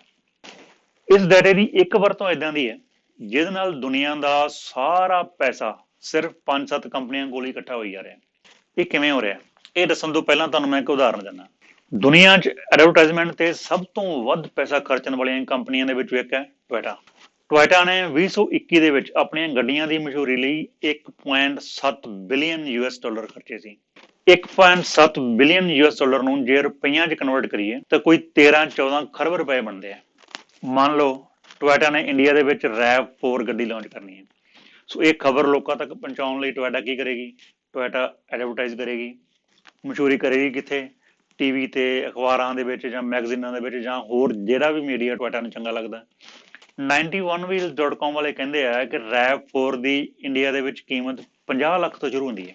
ਹੁਣ ਜਦੋਂ 50 ਲੱਖ ਵਾਲੀ ਗੱਡੀ ਦੀ ਐਡ ਟੀਵੀ ਤੇ ਚੱਲਦੀ ਹੈ ਤੇ ਐਡ ਇੱਕ ਰਿਕਸ਼ਾ ਚਲਾਉਣ ਵਾਲਾ ਵੀ ਦੇਖ ਰਿਹਾ ਹੁੰਦਾ, ਟੈਕਸੀ ਚਲਾਉਣ ਵਾਲਾ ਵੀ ਦੇਖ ਰਿਹਾ ਹੁੰਦਾ, ਟੀਚਰ ਵੀ ਉਹੀ ਐਡ ਦੇਖ ਰਿਹਾ ਹੁੰਦਾ ਤੇ ਇੱਕ ਬਿਜ਼ਨਸਮੈਨ ਵੀ ਉਹੀ ਐਡ ਦੇਖ ਰਿਹਾ ਹੁੰਦਾ। ਇੱਕ ਰਫ ਐਸਟੀਮੇਟ ਹੈ ਕਿ ਇੰਡੀਆ ਦੇ ਵਿੱਚ 70% ਲੋਕ ਇੰਨੀ ਮਹਿੰਗੀ ਕਾਰ ਅਫੋਰਡ ਹੀ ਨਹੀਂ ਕਰ ਸਕਦੇ। ਮਤਲਬ ਟੋਇਟਾ ਨੇ ਜਿੰਨਾ ਪੈਸਾ ਟੀਵੀ ਤੇ ਮਸ਼ਹੂਰੀ ਕਰਨ ਲਈ ਖਰਚਿਆ ਉਹਦਾ 70% ਵੇਸਟ ਹੋ ਗਿਆ, ਕਿਉਂਕਿ 70% ਤਾਂ ਉਹ ਲੋਕ ਟੀਵੀ ਤੇ ਐਡ ਦੇਖ ਰਹੇ ਨੇ ਜਿਹੜੇ ਇੰਨੀ ਮਹਿੰਗੀ ਗੱਡੀ ਦਾ ਸੁਪਨਾ ਵੀ ਨਹੀਂ ਲੈ ਸਕਦੇ। ਬਾਕੀ ਬਚੇ 30%। ਹੁਣ 30% ਵਿੱਚੋਂ ਅੱਧੇ ਲੋਕਾਂ ਕੋਲ ਗੱਡੀ ਪਹਿਲਾਂ ਹੀ ਹੈਗੀ। ਸੋ ਇਸ ਉਦਾਹਰਨ ਮੁਤਾਬਕ ਜੇ ਟੋਇਟਾ ਇੰਨੀ ਮਹਿੰਗੀ ਗੱਡੀ ਦੀ ਐਡ ਟੀਵੀ ਤੇ ਦਿੰਦੀ ਹੈ ਤੇ ਉਸਨੇ ਜਿੰਨਾ ਖਰਚਾ ਟੀਵੀ ਤੇ ਐਡ ਦੇਣ ਲਈ ਕੀਤਾ ਉਹਦਾ 85% ਵੇਸਟ ਹੋ ਗਿਆ। ਜਦੋਂ ਟੋਇਟਾ 85% ਪੈਸਾ ਬਚਾਉਣ ਲਈ ਸੋਚ ਰਹੀ ਹੁੰਦੀ ਹੈ ਫਿਰ ਗੂਗਲ, ਟਵਿੱਟਰ, ਟਿਕਟੌਕ, ਫੇਸਬੁੱਕ ਜਾਂ ਡਾਟਾ ਬ੍ਰੋਕਰਸ ਜਿਨ੍ਹਾਂ ਦੀ ਆਪਾਂ ਹੁਣੇ ਗੱਲ ਕੀਤੀ ਹੈ ਇਹ ਸੀਨ ਤੇ ਆਉਂਦੇ ਆ। ਡਾਟਾ ਬ੍ਰੋਕਰਸ ਤੋਂ ਪਤਾ ਲੱਗਦਾ ਕਿਹੜੇ ਬੰਦੇ ਗੱਡੀ ਅਫੋਰਡ ਕਰਦੇ ਨੇ ਅਤੇ ਕਿਹੜੇ ਲੋਕ ਨੇ ਜਿਨ੍ਹਾਂ ਨੇ 5 ਸਾਲ ਪਹਿਲਾਂ ਗੱਡੀ ਲਈ ਸੀ ਤੇ ਹੁਣ ਉਹ ਗੱਡੀ ਬਦਲ ਸਕਦੇ ਆ। ਫਿਰ ਸਭ ਤੋਂ ਪਹਿਲਾਂ ਤੁਹਾਨੂੰ ਟੋਇਟਾ ਟਰੈਕ ਕਰਦੀ ਆ। ਤੁਸੀਂ ਇੱਕ ਐਕਸਪੈਰੀਮੈਂਟ ਕਰੋ। ਤੁਸੀਂ ਬਿਨਾਂ ਗੂਗਲ ਕੀਤੇ ਡਾਇਰੈਕਟ ਟੋਇਟਾ ਦੀ ਵੈਬਸਾਈਟ ਖੋਲੋ ਅਤੇ ਕੋਈ ਕਾਰ ਦੇਖੋ। ਵੈਬਸਾਈਟ ਤੇ ਇੱਕ ਹਿਡਨ ਸੌਫਟਵੇਅਰ ਇੰਸਟਾਲ ਹੁੰਦਾ ਜਿਹਨੂੰ ਪਿਕਸਲ ਟੂਲ ਕਹਿੰਦੇ ਆ। ਜੋ ਵੀ ਤੁਸੀਂ ਵੈਬਸਾਈਟ ਤੇ ਕਰੋਗੇ ਉਸ ਦੀ ਹਰ ਡਿਟੇਲ ਇਸ ਟੂਲ ਨਾਲ ਗੂਗਲ, ਫੇਸਬੁੱਕ ਤੇ ਟਵਿੱਟਰ ਵਰਗੀਆਂ ਕੰਪਨੀਆਂ ਨੂੰ ਆਟੋਮੈਟਿਕਲੀ ਡਿਲੀਵਰ ਹੁੰਦੀ ਰਹਿੰਦੀ ਹੈ। ਮਤਲਬ ਜੇ ਤੁਸੀਂ ਫੇਸਬੁੱਕ ਜਾਂ ਗੂਗਲ ਨਹੀਂ ਵੀ ਵਰਤਦੇ ਤਾਂ ਵੀ ਇਹਨਾਂ ਨੂੰ ਪਤਾ ਹੁੰਦਾ ਕਿ ਤੁਸੀਂ ਕਦੋਂ ਟੋਇਟਾ ਦੀ ਵੈਬਸਾਈਟ ਖੋਲ੍ਹੀ ਤੇ ਵੈਬਸਾਈਟ ਤੇ ਕੀ ਕੀਤਾ। ਫਿਰ 15 ਮਿੰਟ ਬਾਅਦ ਤੁਹਾਨੂੰ ਗੂਗਲ, ਟਵਿੱਟਰ, ਫੇਸਬੁੱਕ ਜਾਂ ਜਿਹੜੀ ਵੀ ਵੈਬਸਾਈਟ ਤੇ ਤੁਸੀਂ ਵਿਜ਼ਿਟ ਕਰੋਗੇ ਉਹਦੇ ਤੇ ਟੋਇਟਾ ਦੀ ਐਡ ਆਉਣੀ ਸ਼ੁਰੂ ਹੋ ਜਾਣੀ ਹੈ। ਫਿਰ ਜਿਹੜਾ ਡਾਟਾ ਗੂਗਲ, ਫੇਸਬੁੱਕ, ਟਵਿੱਟਰ ਵਰਗੀਆਂ ਐਪਸ ਨੇ ਇਕੱਠਾ ਕੀਤਾ ਹੁੰਦਾ, ਉਸ ਤੋਂ ਇਹ ਖੁਦ ਪਤਾ ਕਰਦੀਆਂ ਨੇ ਕਿ ਤੁਸੀਂ ਗੱਡੀ ਲੈਣ ਬਾਰੇ ਸੋਚ ਰਹੇ ਹੋ ਜਾਂ ਨਹੀਂ ਸੋਚ ਰਹੇ। ਫਿਰ ਸਿਰਫ ਉਹਨਾਂ ਲੋਕਾਂ ਤੱਕ ਐਡ ਪਹੁੰਚਾਈ ਜਾਂਦੀ ਹੈ ਜਿਨ੍ਹਾਂ ਨੇ ਸੱਚੀ ਇਸ ਬਾਈਕ ਦੀ ਗੱਡੀ ਲੈਣੀ ਹੁੰਦੀ ਹੈ। ਸਿਰਫ ਉਹਨਾਂ ਲੋਕਾਂ ਤੱਕ ਹੀ ਨਹੀਂ ਬਲਕਿ ਉਹਨਾਂ ਦੀ ਫਰੈਂਡ ਲਿਸਟ ਦੇ ਵਿੱਚ ਵੀ ਇਹ ਐਡ ਪਹੁੰਚਾਈ ਜਾਂਦੀ ਹੈ। ਮੰਨ ਲਓ ਜੇ ਮੈਂ RAV4 ਗੱਡੀ ਸਰਚ ਕਰ ਰਿਹਾ ਤਾਂ ਜਿਹੜੀ ਐਡ ਆ ਉਹ ਸਿਰਫ ਮੇਰੀ ਫੇਸਬੁੱਕ ਟਾਈਮਲਾਈਨ ਤੇ ਨਹੀਂ ਆਊਗੀ, ਮੇਰੀ ਫਰੈਂਡ ਲਿਸਟ ਦੀ ਫੇਸਬੁੱਕ ਦੀ ਟਾਈਮਲਾਈਨ ਤੇ ਵੀ ਉਹੀ ਐਡ ਆਏਗੀ। ਕਿਉਂਕਿ ਜੇ ਮੈਂ ਆਪਣੇ ਕਿਸੇ ਫਰੈਂਡ ਨੂੰ ਕਾਲ ਕਰਾਂ ਤੇ ਉਹ ਤੋਂ ਕੋਈ ਰਾਏ ਮੰਗਾਂ ਗੱਡੀ ਬਾਰੇ ਤਾਂ ਮੇਰੇ ਫਰੈਂਡ ਦੇ ਦਿਮਾਗ ਦੇ ਵਿੱਚ ਵੀ RAV4 ਹੀ ਆਵੇ। ਇਹਨਾਂ ਕੰਪਨੀਆਂ ਨੂੰ ਪਤਾ ਹੁੰਦਾ ਹੈ ਕਿ ਕਿਸ ਬੰਦੇ ਨੇ ਐਡ ਦੇਖੀ ਜਾਂ ਕਿਸ ਬੰਦੇ ਨੇ ਐਡ ਤੇ ਕਲਿੱਕ ਕੀਤਾ। ਫਿਰ ਹਰ ਦੇਖੀ ਗਈ ਐਡ ਦਾ ਤੇ ਹਰ ਕਲਿੱਕ ਦਾ ਇਹ ਕੰਪਨੀਆਂ $1 ਤੋਂ ਲੈ ਕੇ $20 ਤੱਕ ਟੋਇਟਾ ਤੋਂ ਚਾਰਜ ਕਰਦੀਆਂ ਨੇ ਤੇ ਫਿਰ ਇਹ ਜਿਹੜਾ ਨੰਬਰ ਹੁੰਦਾ ਹੈ ਮਿਲੀਅਨਸ ਆਫ ਡਾਲਰਸ ਤੱਕ ਪਹੁੰਚ ਜਾਂਦਾ। ਇਸ ਤਰ੍ਹਾਂ ਟੋਇਟਾ ਵਰਗੀਆਂ ਹੋਰ ਲੱਖਾਂ ਹਜ਼ਾਰਾਂ ਕੰਪਨੀਆਂ ਜਿਹੜੀਆਂ ਇਹਨਾਂ ਦੀਆਂ ਕਲਾਇੰਟਸ ਨੇ। ਸੋ ਇਸ ਤਰ੍ਹਾਂ ਦੁਨੀਆ ਦਾ ਸਾਰਾ ਪੈਸਾ ਇਹਨਾਂ 5-10 ਕੰਪਨੀਆਂ ਕੋਲ ਹੀ ਇਕੱਠਾ ਹੋਈ ਜਾ ਰਿਹਾ।